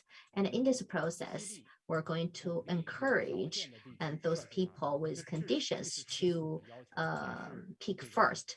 That is not only the requirement of the 14th five-year plan, and also the direction we want to promote. So in this regard, if it is allowed, like in Beijing, they took the initiative to declare the carbon peaking targets. They not only have the year for the carbon peaking, and also they have the carbon neutrality targets, etc. And also like Inner Mongolia, Shandong province, who are ranking at the back, and also Xinjiang province. We hope that the regions with the conditions can help to lead them, because we are going to have a national plan. So those regions like Guangdong province, they are the leader, but last year they still see some rebound of a carbon usage. So we hope that we're going to do more work. And on one hand, we needed to put into place the ambition nationwide, and on the other hand, especially this year, we needed to put them into place. So as a national factory, we're not only going to make the efforts on that, and the emission in this part is also in China. So For that end, we developed the global brand map. And Mr. Mao shared with us a lot of commitment. We hope that this information will be put into place so that we can form the global brand and also the large emission source, and as well as the responsibility system. A lot of enterprises are walking towards the same direction. And a lot of developed countries made great commitment. And after September 2020, after making the 36 target of China, more and more Chinese enterprises involved. And a lot of indicators were published at the same time in order to become a leading indicator to make the enterprises to play a bigger role. So in a more comprehensive CITI indicator, we greatly improved the role played by climate change. It's hoped that it can help to reduce the carbon emission. And as Mr. Jiang mentioned already, that is the focus. And it is the 80 years in a row that we improved the proportion of that part. Especially, we're going to launch the first CITI indicator and the enterprise climate action plan indicators, and more enterprises will be included. And this time, 662 Chinese and international enterprises involved. And for the major emitters in China, they started their disclosure and calculation. And the emission exceeded 1.45 billion tons. So you can see their pressure and also their potential. Next page, please. So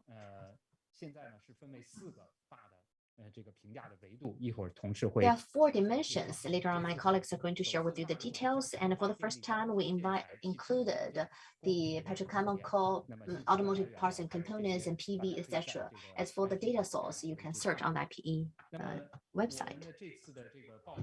And for the author, we have the young team. Except for me, they're all very young. And Ding Shanshan, Zhu Ziqi, and Ma Shiyu, and also our climate team, they are collaborating with us very seamlessly. We especially want to thank the China Environmental Scientific Academy and also the project team for their support, and Dr. Yang Pingjian and Li Meng and Chen Lin and Liu Renpu and Zhang Han has given us a lot of help. We especially want to acknowledge the Heinrich-Böll Foundation and also SEE, Climate Earth, and NRDC, the CDP, and also our part-time employees as well as our interns. Thank you. So next we will invite Zhu Ziqi, one of the key first authors of this report, my very young colleague who is going to give you further introduction. Thank you, Mr. Ma. Next, please allow me to share with you the CATI results from companies' climate actions. First, the top 50 of this year, top 3 are Dell, Apple, and Cisco. You can see that among these leaders, most are ranking among the Fortune 500. They are cross-border companies. We're also happy to see Foxconn, Lenovo, and Huawei ranking among the top 30. What's more exciting is that Sinopec is also included, ranking number 35. This is the full list of the CATI index.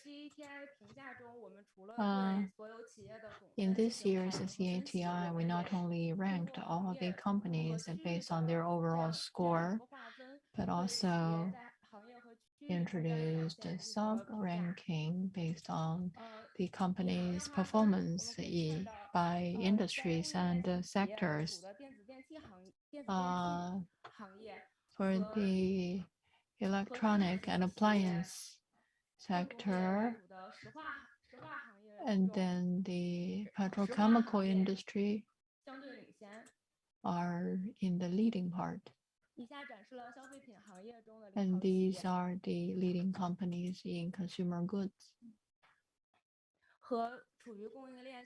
And relatively leading companies in the upstream of the supply chain. By regions, you can see in terms of average performance, Western countries are playing a better role. China started relatively late, but we still have advanced companies here, and especially with the dual targets introduced, Sinopec and companies like them are gradually stepping up their carbon management capability. These are the leading companies by regions. The CATI has 4 dimensions in assessing the actions of the companies. First, their governance mechanism. 44% of the companies have made their climate commitment. 1/3 has included climate change into its board decision-making responsibility.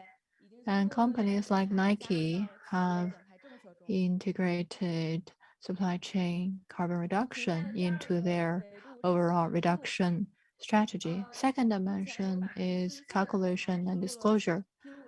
44% have disclosure within range 1 and 2. Of range 3, there is only 14%, but only 2% of them have clearly pointed out the hotspots in their supply chain.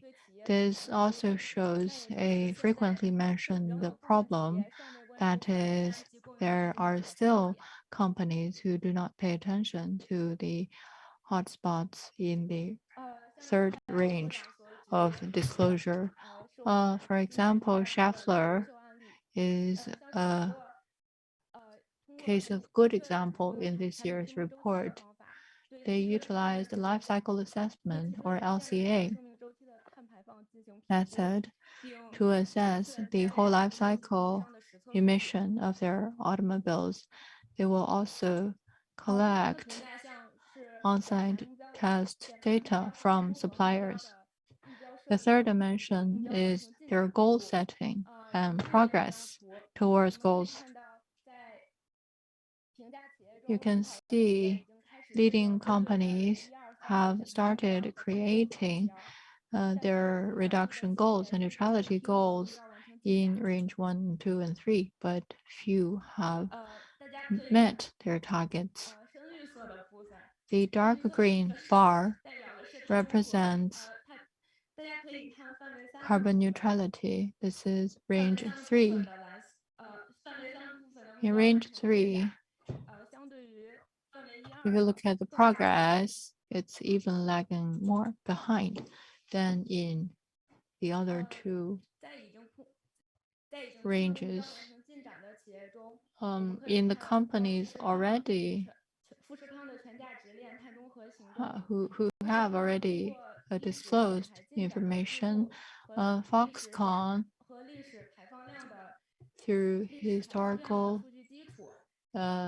emission data, based on that, is making even more ambitious target, and through internal supplier management platform is dashing towards net zero emission in both ways.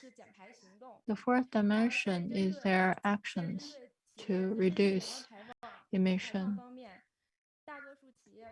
most companies, through projects to increase efficiency and renewable replacement, is actually taking actions in guiding supplier reduction, carbon reduction. You can see over 100 or several hundreds of them have integrated this into their KPI and empowering training for the suppliers.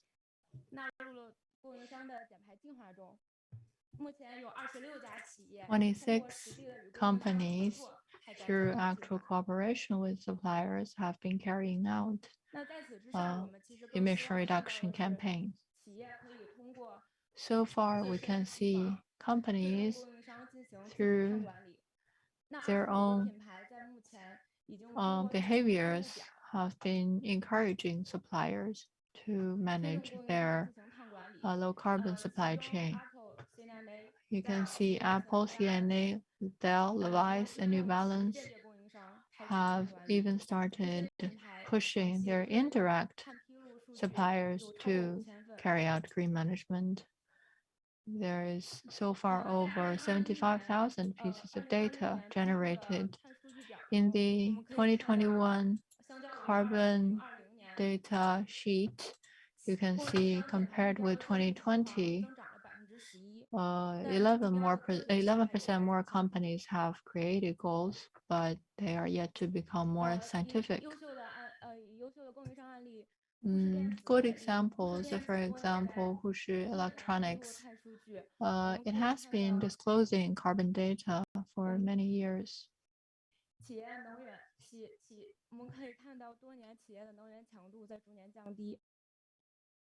can see this helped them reduce the carbon intensity continuously. And then Jiaqing, a textile company, apart from disclosing carbon data, also created a set of reduction goals with past years and data and track their own progress. In this year's CIETC assessment, we discovered a lot of problems, but also good practices.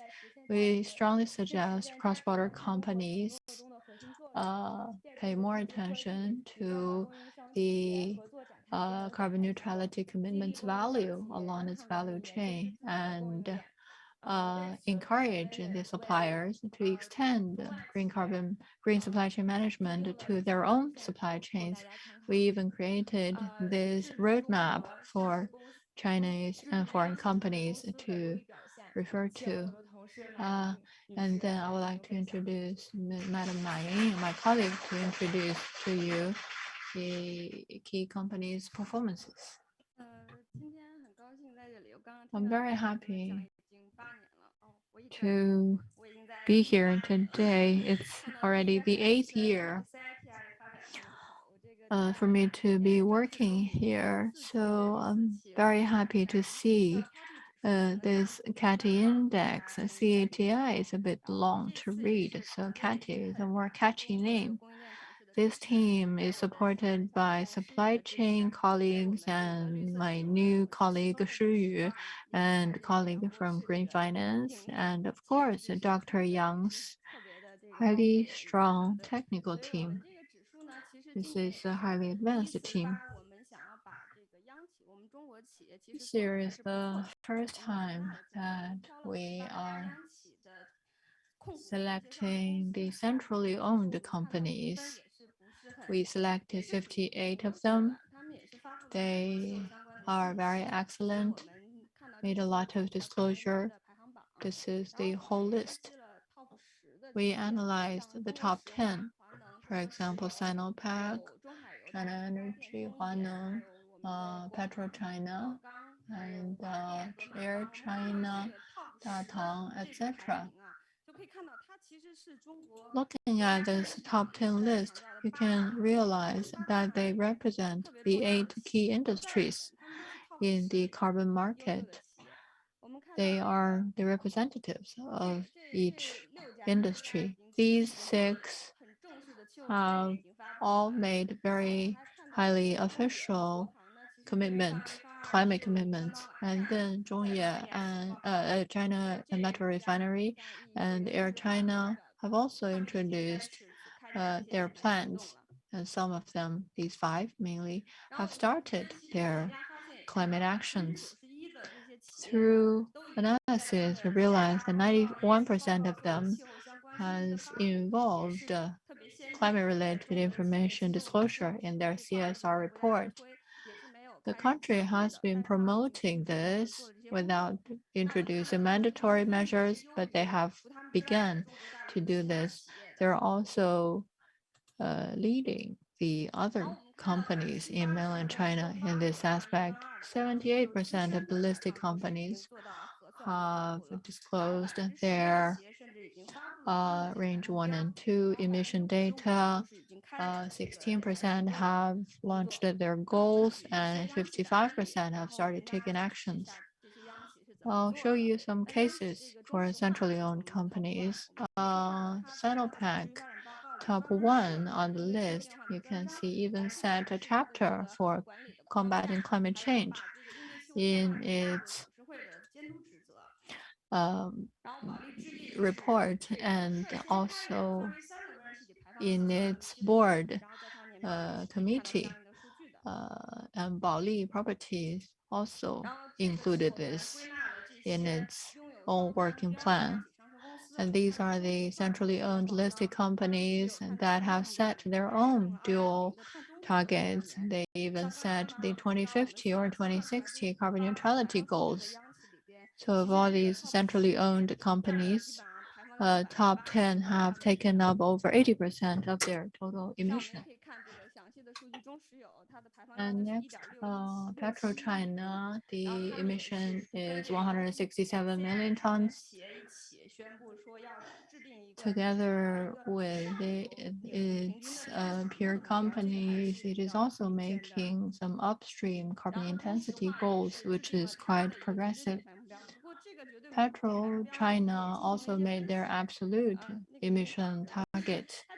We analyzed their targets and realized that the target is only 5% finished with over 40% of the time already passed because they set a very ambitious goal for 2020. And Air China specified the energy efficiency throughout all links, even including taxiing, operating, and parking of the planes. And they even help passengers learn about their emissions throughout each leg of their traveling. Our suggestions for these Chinese companies is that dual targets must be highly observed, and they need to take measures to improve their climate governance and take practical actions.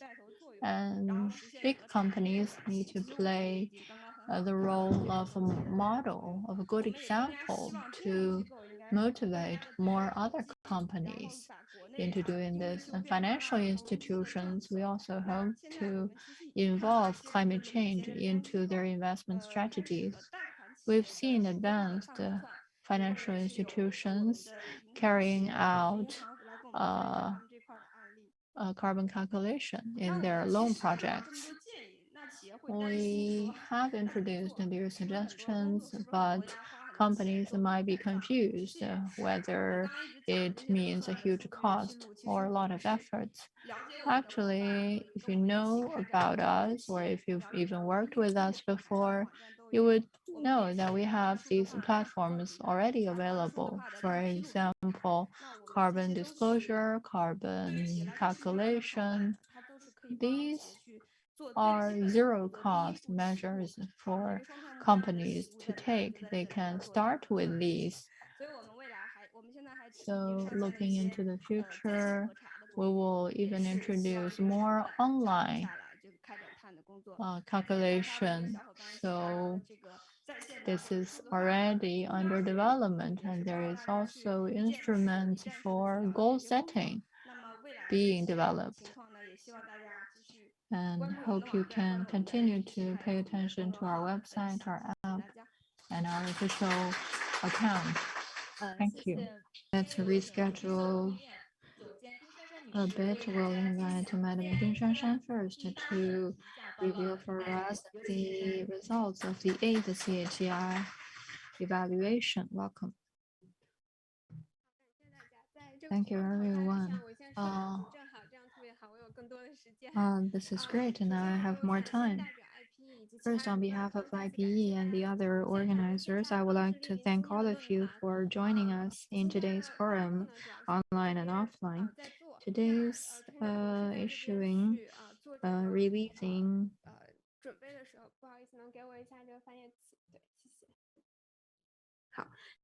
我首先其实想去提一句，刚刚前面的几位基金会的代表领导也会提了，其实绿色供应链的工作 As our colleagues have mentioned, is a result of the past year's work.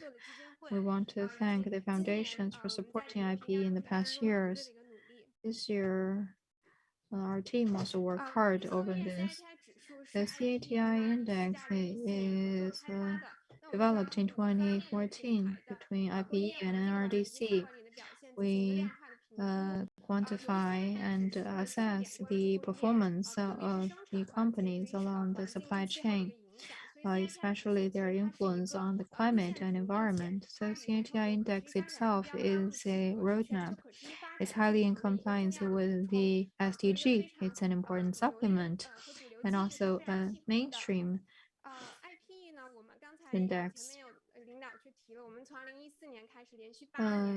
Starting from 2014, we have been upgrading the system and carrying out evaluation for 8 years.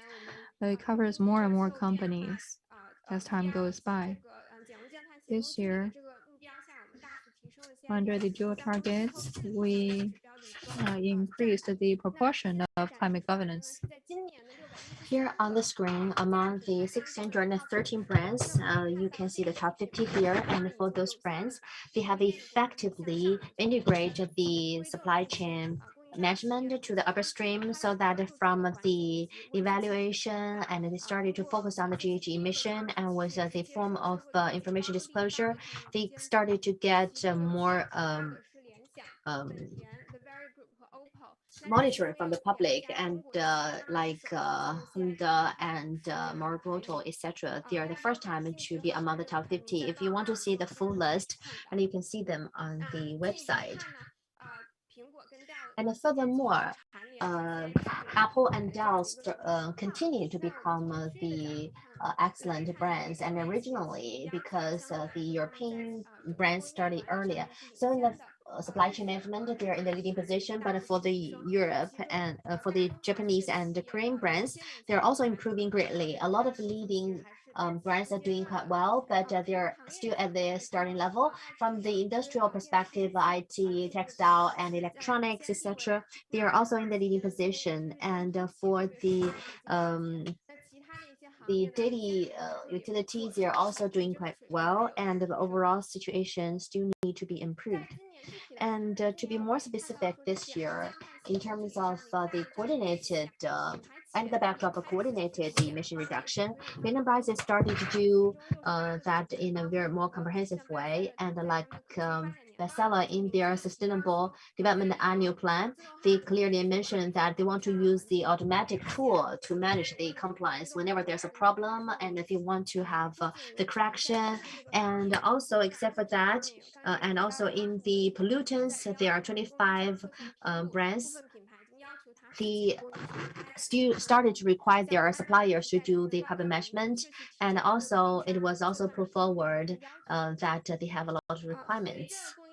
And with the related continuous work, and more brands started to extend further to the chemicals and also the logistics. etc. And you can see the Prima, Nike, and P&G. They had the different solutions, and they will also focus on the GHG emission. And one more thing, some leading enterprises were going into a kind of a very aggressive direction. Starting from 2018, IDE started the Green Supply Chain Map, and this year Lenovo also joined the Green Supply Chain Map to become the first one to an IT brands for the first time, and they're also the UK retailer, but in China they have a large-scale procurement. So for the retailers, you can also follow this kind of enterprises. And also they try to promote the green and transparent supply chain so that the brands can deliver more information to the guests that they are trying to improve their environmental performance. And here we demonstrated a lot of domestic international brands in the carbon performance. They've made a lot of improvement, and they try to demonstrate their efforts in this regard.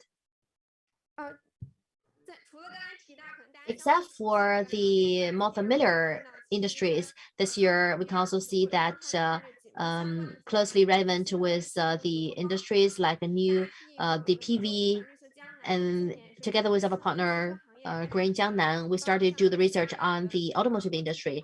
The international brands like Tesla, and they still had a lot of problems, but at the end of September, Tesla replied one of our mail, and they didn't mention how to promote the process themselves. They didn't explain too much about that, but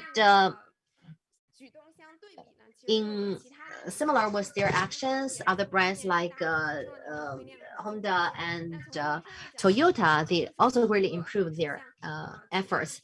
And some of the other suppliers like Lear and the Xinzhengbang, etc., they are also the suppliers on the new energy vehicle supply chain. They are proactively managing their brands. So that is a great contrast to the other industries.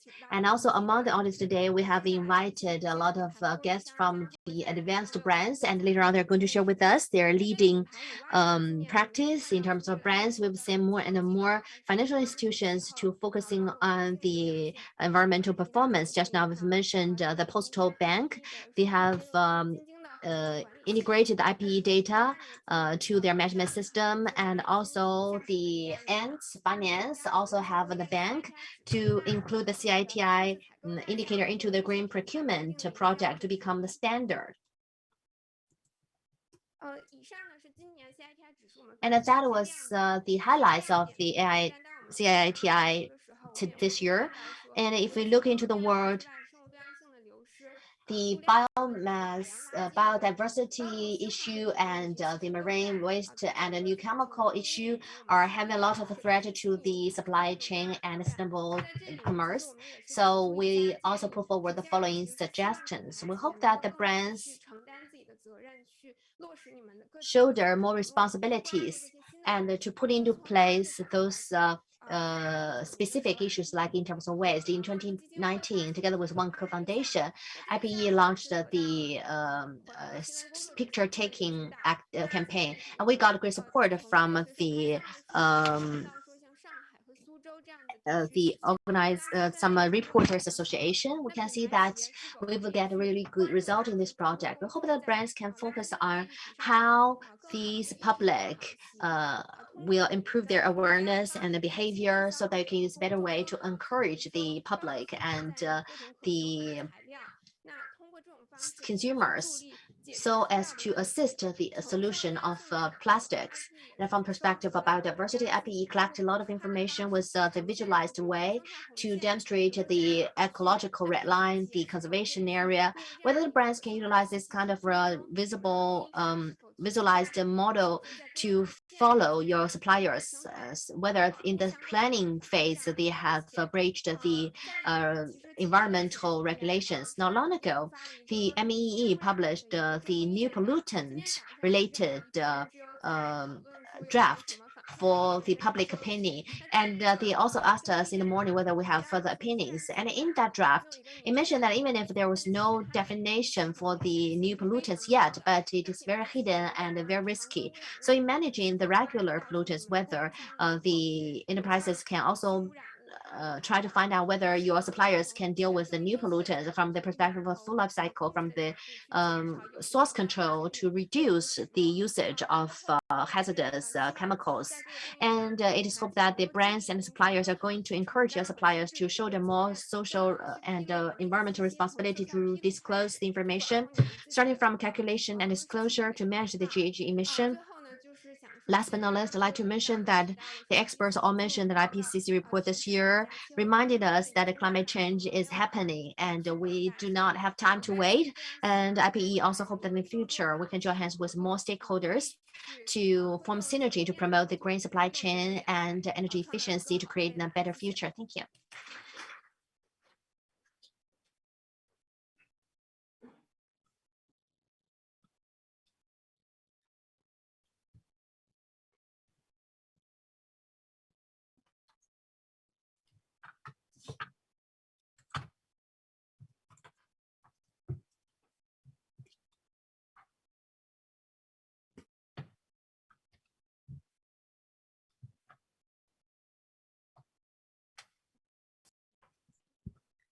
感谢珊珊的分享。 Thank you, Shanshan, for sharing.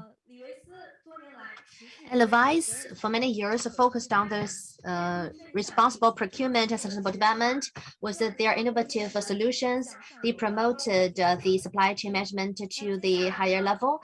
And today, we'd like to present you the top 1 brand of the CIETC, Mr. Manuel Bagaro from Levi's, to share with us the efforts of Levi's. Because of the time lag, the speaker of Levi's have recorded the video for us.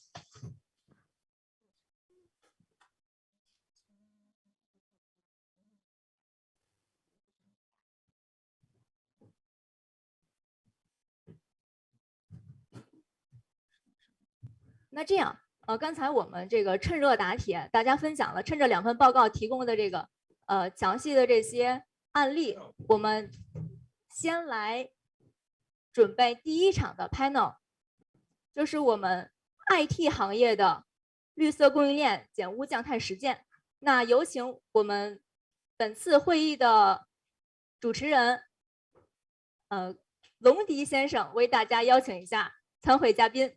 龙迪先生您好。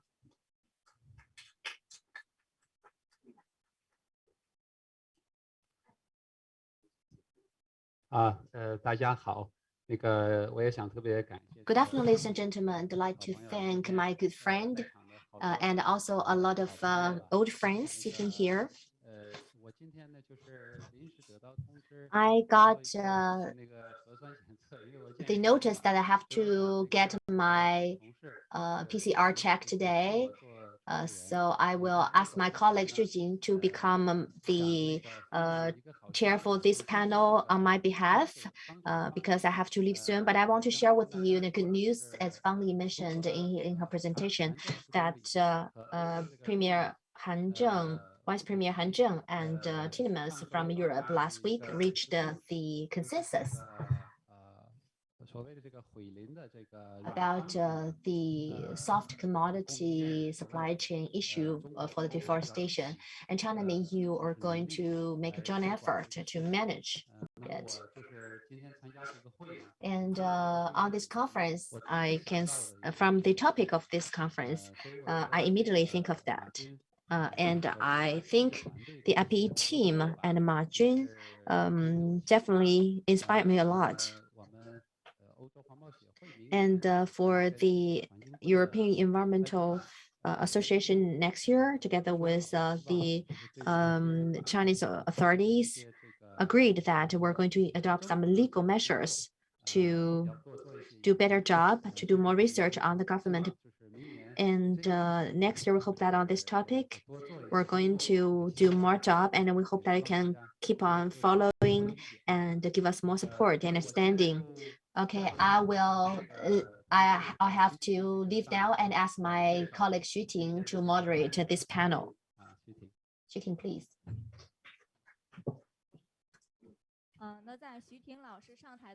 Okay, during shooting coming to the stage, I will introduce the panelists. They are the Global Supply Chain Procurement Director, Dell Technologies, Mr. John Senho, and Mr. Bruce Huang, Specialized Manager, Foxconn, and Ms. Zhiqi, Sustainable Management Specialist, Lenovo, Mr. Feng Yingying, Director, Les Jiangnan Public Environmental Concern Center, and Ms. Zhu, Director, Wu's Printed Circuit Co. Limited, and Mr.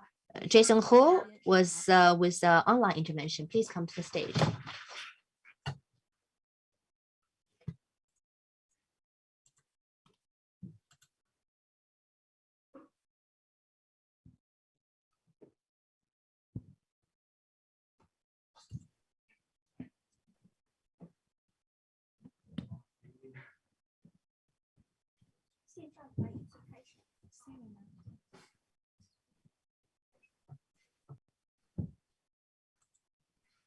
大家下午好， Good afternoon, ladies and gentlemen. As my boss has to go for the PCR check, so I had very close ties with that PE team in the past. So luckily, I could be able to replace him. And thank you very much for your trust. First of all, I'd like to invite Jason Hu, Global Supply Chain Procurement Director from Dell Technologies, online. Thank you. It's my great pity that I could not make it on the conference to be part of the IPE conference. A great pity because of the COVID. But we are very happy that we can get the CIETI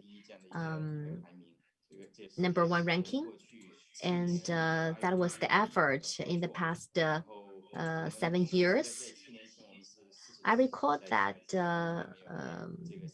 several years ago, we are ranking the 40th, but with a lot of efforts, we gradually try to understand the background and to know why it is so important. And we did a lot of efforts, and I'm very happy to see that we got a great recognition from the IPE, and we got to know a lot of friends from the industry and also from our supply chain. So it is our great pleasure to be part of the panel, and we'd like to share with you some efforts we've done, and also the 2050 carbon neutrality targets. Thank you. And I will hand over back to the microphone. That's my simple introduction. Thank you. Thank you, Mr. He. I'd like to ask the moderator, do we ask questions after each speaker or we will ask together? As we have a limited time, so it is suggested that for each speaker, you can have some simple introduction first, and then we're going to hand over for the moderator. Okay, we're going to invite the Bruce Huang, Specialized Manager of Foxconn. Good afternoon, I'm from Foxconn. My name is Bruce Huang. I'm responsible for the overall Foxconn CSR-related policymaking, and also the putting into place of the policies. Thank you. Thank you. And now we'd like to invite Ms. Zhiqi from Lenovo. Good afternoon. I'm from the global supply chain of Lenovo. I'm responsible for the sustainable management of global supply chain of Lenovo. I'm also responsible for some of the policy making. Thank you. And from the 绿色江南 Public Environmental Concern Center, Mr. Fang Yijun. I'm from Feng 绿色江南. 10 years, starting from 10 years ago, we followed the industrial pollution, and around the 4 years, and we had a lot of collaboration. The CIETI forum, I've participated into it in 8 years in a row, and I feel a little bit nervous For many years, 绿色江南 followed the pollutant source and also the green tax and green insurance, etc. We carried out a lot of work. Thank you. 谢谢方老师。 Thank you. 现在我们有请来自沪市电子股份有限 Now, 公司环工处长舒浩先生。 Mr. Su Hao, Director, Woos Printed Circuit Limited. Good afternoon. I'm Su Hao from Woos. I'm responsible for environmental protection, energy management, and carbon emission related work. It's my great pleasure to be here to learn from you. Thank you. 好的，谢谢。 Thank you. Now, according to the order, we are going to ask questions one by one. 来自戴尔全球的何先生，就是戴尔从集团的层面是采取了哪些的行动 And what kind of actions we can take to realize the carbon emission, and in terms of a supply chain management, how we do the extension of a supply chain and how to improve our environmental performance. Thank you. Thank you. That's a very good question. 2 years ago, we have launched the 2030 agenda, and the carbon emission is a very important part. In 2030, our target is that scope 1 is 50%. Scope 2 的话， and for scope 2, 100% of renewable 2040. 那在2050年的时候 And in 2050, we want to realize the carbon neutrality. 我们在前2年设定一个路线图， So that's the roadmap we have set forward 2 years ago. We tried to discuss that.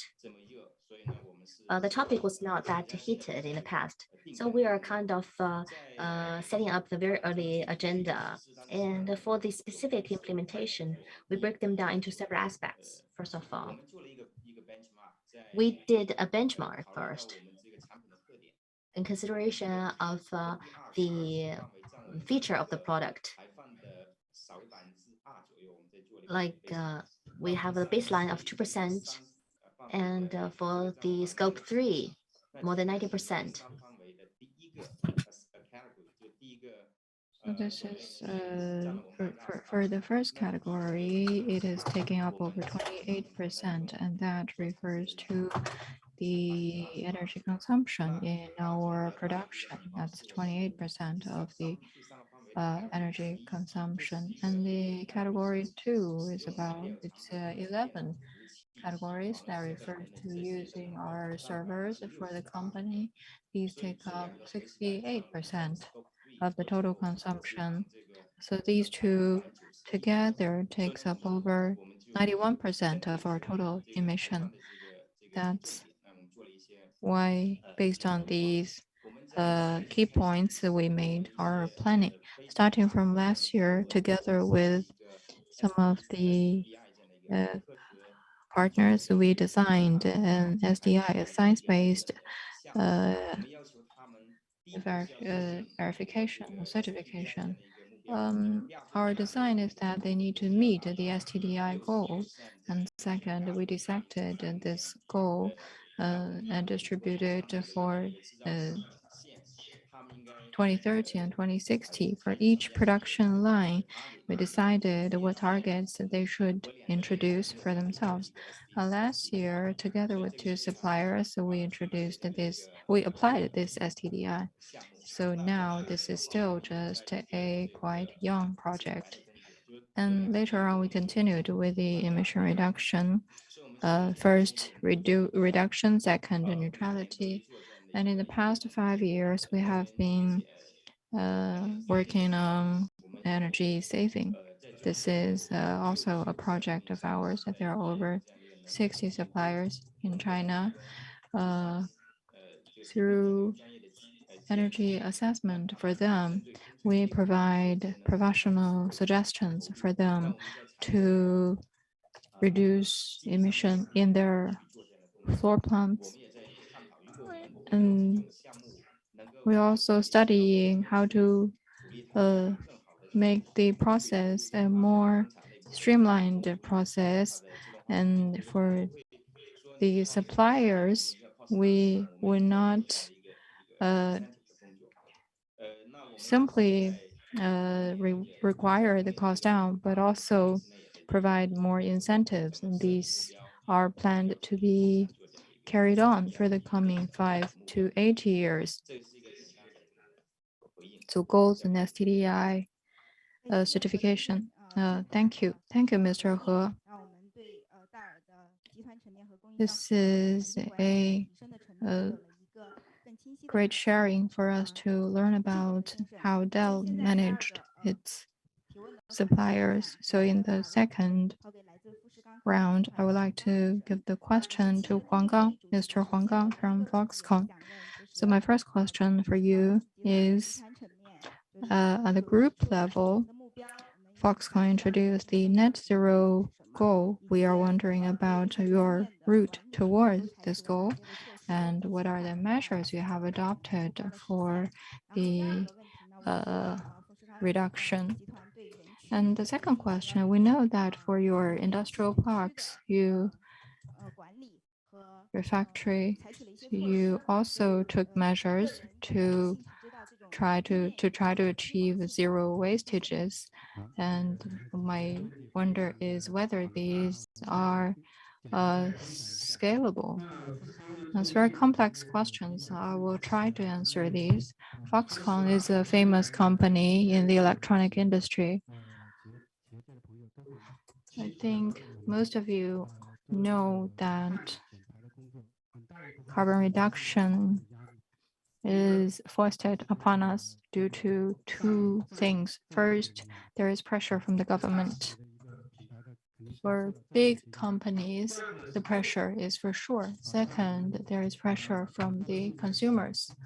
A lot of our famous big brand clients also give us a lot of pressure. So Foxconn in the IT industry joined the CA100 commitment last year. Our commitment is by 2050, we will achieve the net zero emission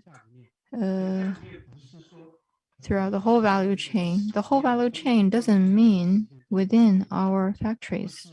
It means net zero emission, including its whole value chain, including the upstream and downstream of the value chain. IT industry might be a bit different from the other industries because the energy consumption is mostly electricity. And the whole group has production base in all 4 main continents in the world, and our main factories are in China, in mainland China. So 95% of the total emission is in mainland China. So Foxconn never left mainland China. There have been rumors saying that Foxconn had moved out of China, and actually 95% of our emission is in mainland China. And even 98% is electricity generated emission. In category 1, there is very little, for example, natural gas, diesel used in some northern factories. So if we want to achieve net zero for IT industries, the renewable energies are where we need to make breakthroughs. So a lot of our clients will be considering 100% renewable. And what Foxconn is capable of at the moment is to step up renewable in 2 ways. First, we buy renewables. Second, in our factories, And even in remote areas, we build PV facilities. Our own PV power generation is around 500 million kilowatt hour, and we buy around 750 million kilowatt hour. So our demand of renewable is huge. And overall, the energy consumption is huge at Foxconn.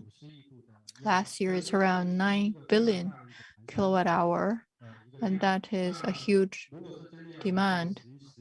If we really want to achieve net zero emission, there is still a huge gap to fill. That's what we feel the IT industry should work on. So renewable energy, maybe there can be more policy breakthroughs in the policy level, and the companies will also do their best. And the moderator just mentioned the zero wastage park. Currently,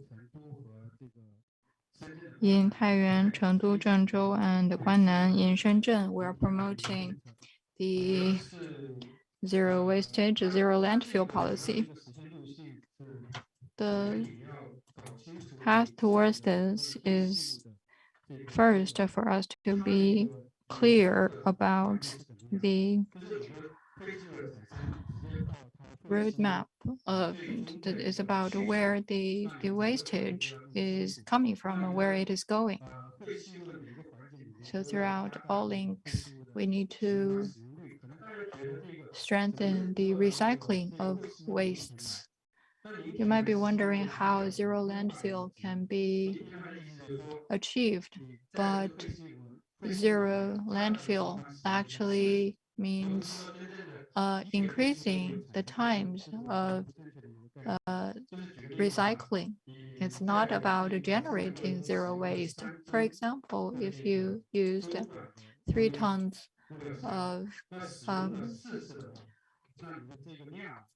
container box for the materials, and if it is a 3-ton box and using it for 4 times would mean 12 tons altogether capacity being used. So I think you can also try that in your own companies. Thank you very much, Mr. Huang, for sharing with us what's happening at Foxconn. You mentioned the IT companies can utilize more renewables to help them achieve the climate goals. He also thank you for sharing with us the desire for more policy incentives. I'm very happy that Dr. Tian and Dr. Mao are both here representing policymakers. I hope this can serve as a communication platform for you. Maybe we'll invite Madam Ji from Lenovo, a climate expert at Lenovo.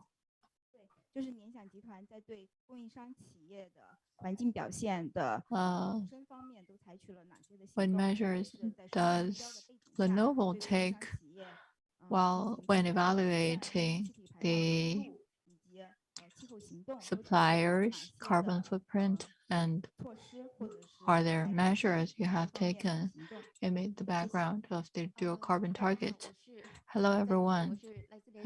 Hello again. I'm Jieqing from Lenovo. Thank you for the question. This is really a broad question. I think just like our colleagues have mentioned, we have seen suppliers here too.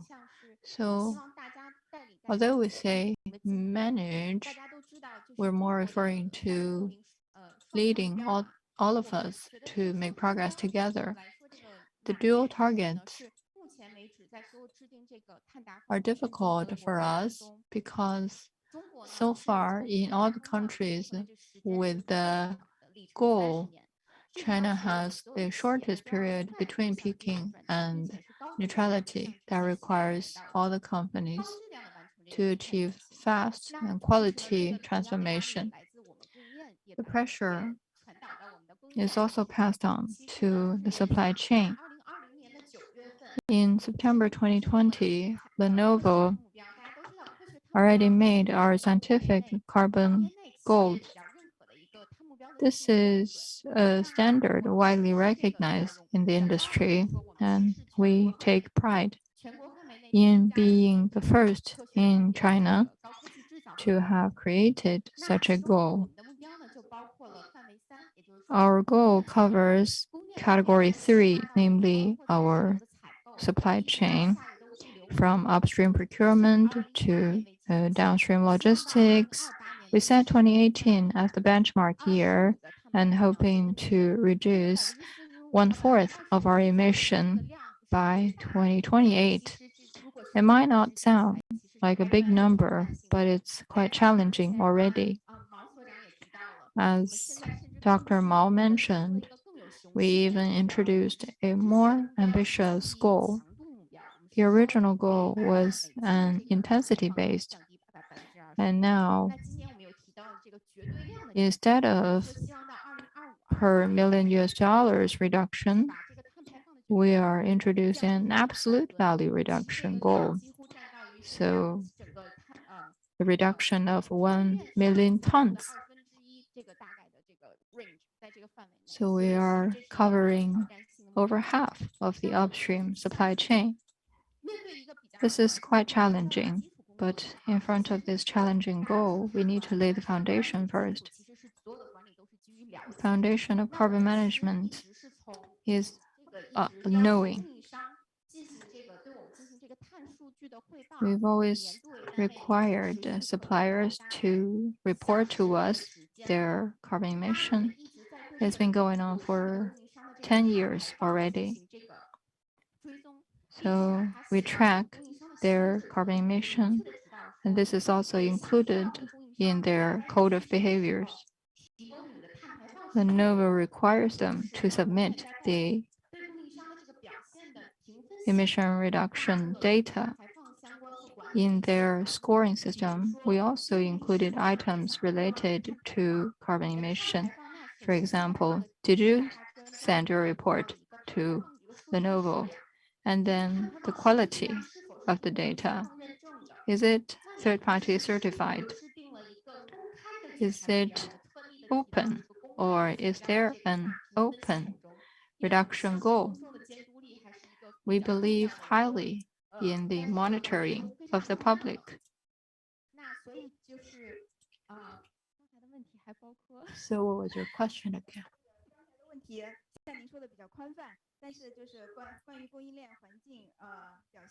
I think you're covering a lot. And then about actions and measures you have taken, I think you fully answered the question.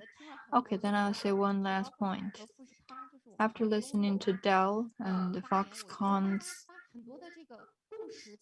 measures, I think we have built a consensus already.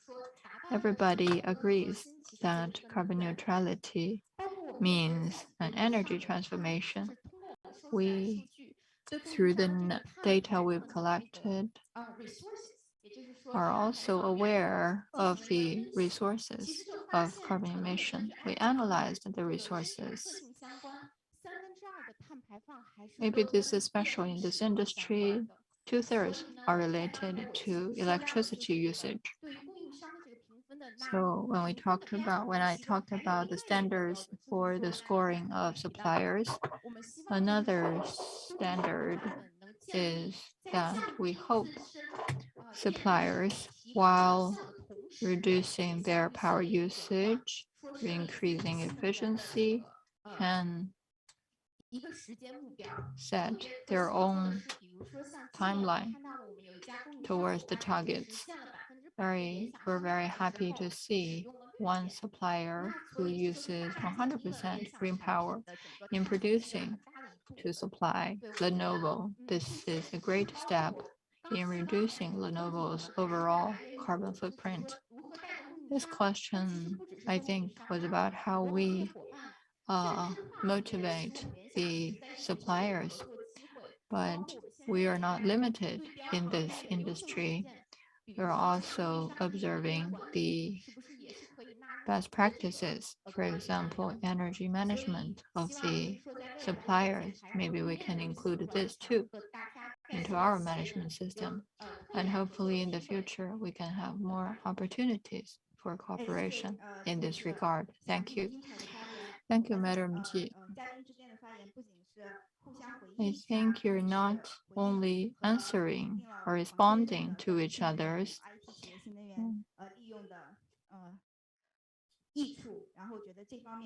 with each other in, for example, the benefit of renewable energy. Madam T has also mentioned that they added this new indicator that whether your action plan is open, they are utilizing public monitoring to make sure companies are doing the right thing.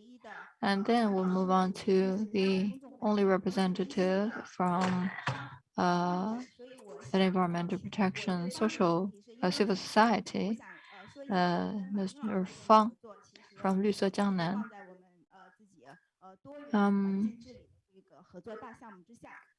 Our cooperation with Mr. Ma is put under the framework of multi-dimensional governance, but multi-actor governance is also key for climate actions. We should also involve policymakers to build the legislative foundation. Another party is the public and civil society. So my question for Fang is, I know 绿色江南 has been working very hard on promoting the pollution reduction in industrial parks and emission reduction in industries. So my question is, what are the things that NGOs can do? Do you have interesting stories or experience you can share with us? Thank you. Thank you for your question. There are several keywords in your question: policy making and the joint participation, and also the reduction of carbon emission with identification responsibilities. So as a civil NGO, according to our observation, about 30-60 targets for each company, we're facing with a great challenge. The enterprises are not only focusing on the energy consumption management, as well as the intensity management to be less dependent on the fossil energy, to reduce the proportion of fossil energy. Except for that, mostly I will focus more on how to put into place the public participation, information disclosure, etc. So for 绿色江南, in the past 6 years, we monitored about 13,367 polluters, and we reported 5,004 of them. And the year before last year, we reported to MEE about 5,200 times. So in 6 years' time, we have shared with MEE about 30 times of information. So from that, we'll see that in the big data, we discovered that we are offering a lot of reporting. We are a major whistleblower for the MEE, and the online emission is getting more and more regulated, and we got more and more data. Of course, those data from our application on big data and also the future IP map utilization. Because for the main polluters, they were all from this perspective. And for the Ziqi emission, if we can be able to have a real-time information disclosure, then the situation will be much better. And for that, as an environmental organization, we are able to get those information, to apply this information and join the future supply chain, so as to extend to another issue. I'm not pretty sure whether you have thought about the carbon label issue. For the carbon label, I've been doing some thinking on that for 1 year. How can we use the big data to use the internet and also the application platform and also the future eco supply chain to calculate the yearly carbon emission volume of each enterprise, so as to extend to each commodity, so that we can give a label to each commodity to mark the carbon volume of each product, so that the consumers will have a better way, have it easier in their choice. So they will understand the proportion of carbon emission, and for each product, I believe that based on the current internet big data resources and the cloud computing, we can realize that target. But the prerequisite is that we have to make sure that each company will make their information disclosure. That is a prerequisite. Only by doing that, only when they had enough information, the public can be well involved and monitor, so that the consumers can better choose the commodities.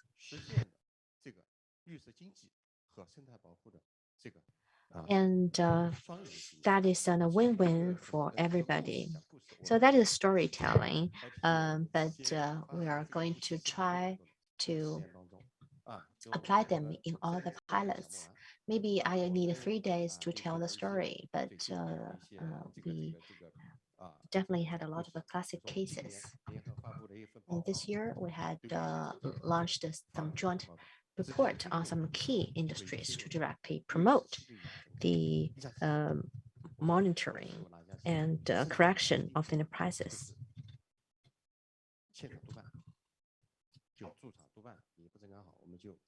So the ME will send a special task force on the enterprises to monitor the correction. That makes a lot of significance.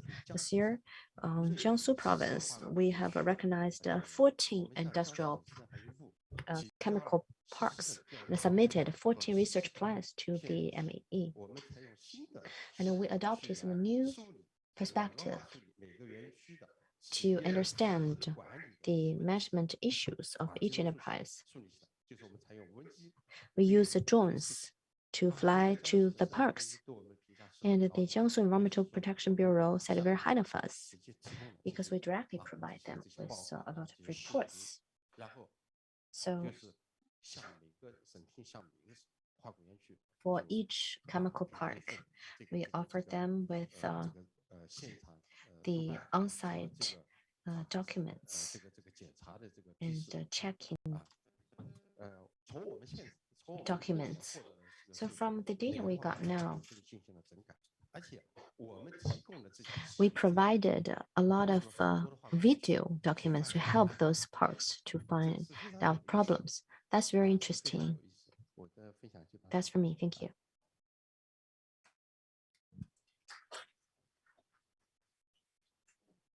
Thank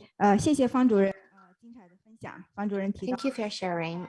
He mentioned the information disclosure, which is a prerequisite of all the action plans, and to promote the public participation and green choice of consumers, which are all based on that.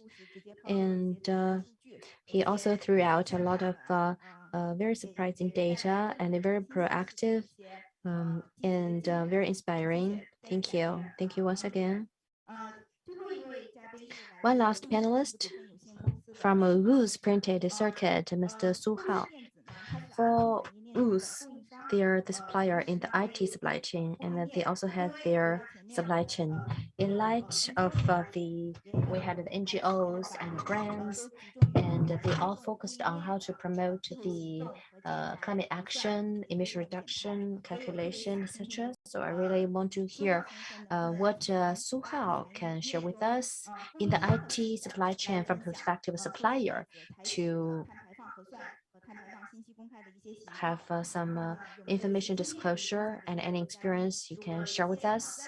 If there's any challenge, and we want to share with the policymakers and NGOs so that we can face with the challenge together to collaborate with each other to realize the carbon targets. Thank you. I'm the one last panelist. I feel really stressed. And their policies made by the leaders and also their requirements put forward by the enterprises. And also Ms. Feng is always following us and monitoring us. So as a circuit producer at the grassroots level, I'd like to share with you how we make sure the carbon emission reduction.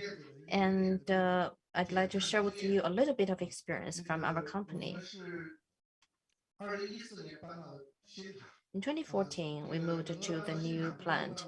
After that, from the design of the workshop, we have taken into consideration a lot of construction standards.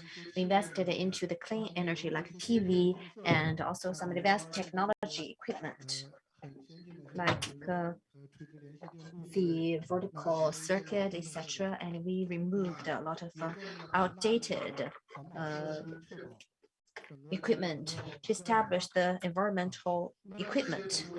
And that's not the focus. But my focus is that as an enterprise, the most important thing is how can we control our production process well. As I'm offered with this opportunity, I'd like to share with you the experience we had as WUS. Just now, Mr. Wu mentioned that how to give guidance at the policy level, the standards, and also the penalty systems, etc. In our company, we've put into place well that part, and with different orders, we can make sure that our production orders and also the HR arrangements and energy usage, politics and waste management to be coordinated so that we can create a standard at different levels so that we can urge our different suppliers with the different orders. What is your emission? What is your wastewater discharge? And also the consumption of the materials, which will be reflected in the carbon emission. And from the picture, you can also see that the carbon intensity is gradually dropping. We are quite confident in this sector that we're going to be very competitive. And for the next step, with the requirement of the government, how can we drive the downstream suppliers to put into place the efforts?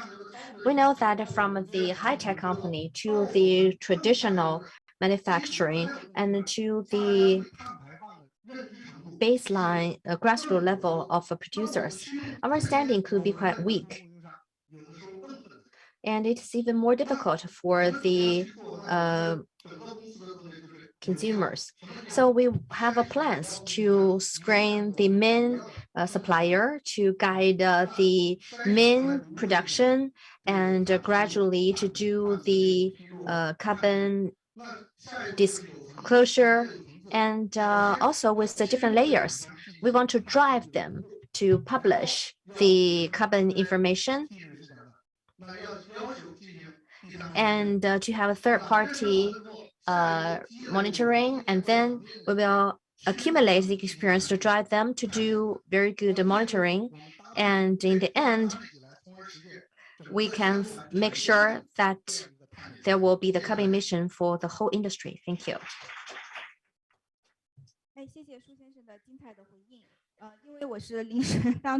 As I'm the moderator for this session, I'm not pretty sure whether we're going to have a tea break or we will have questions.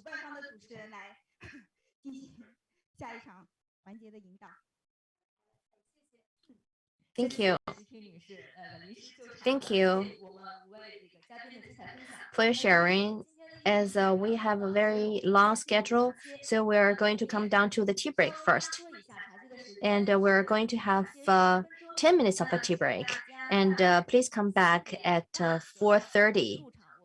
And we're going to start the next part. Thank you.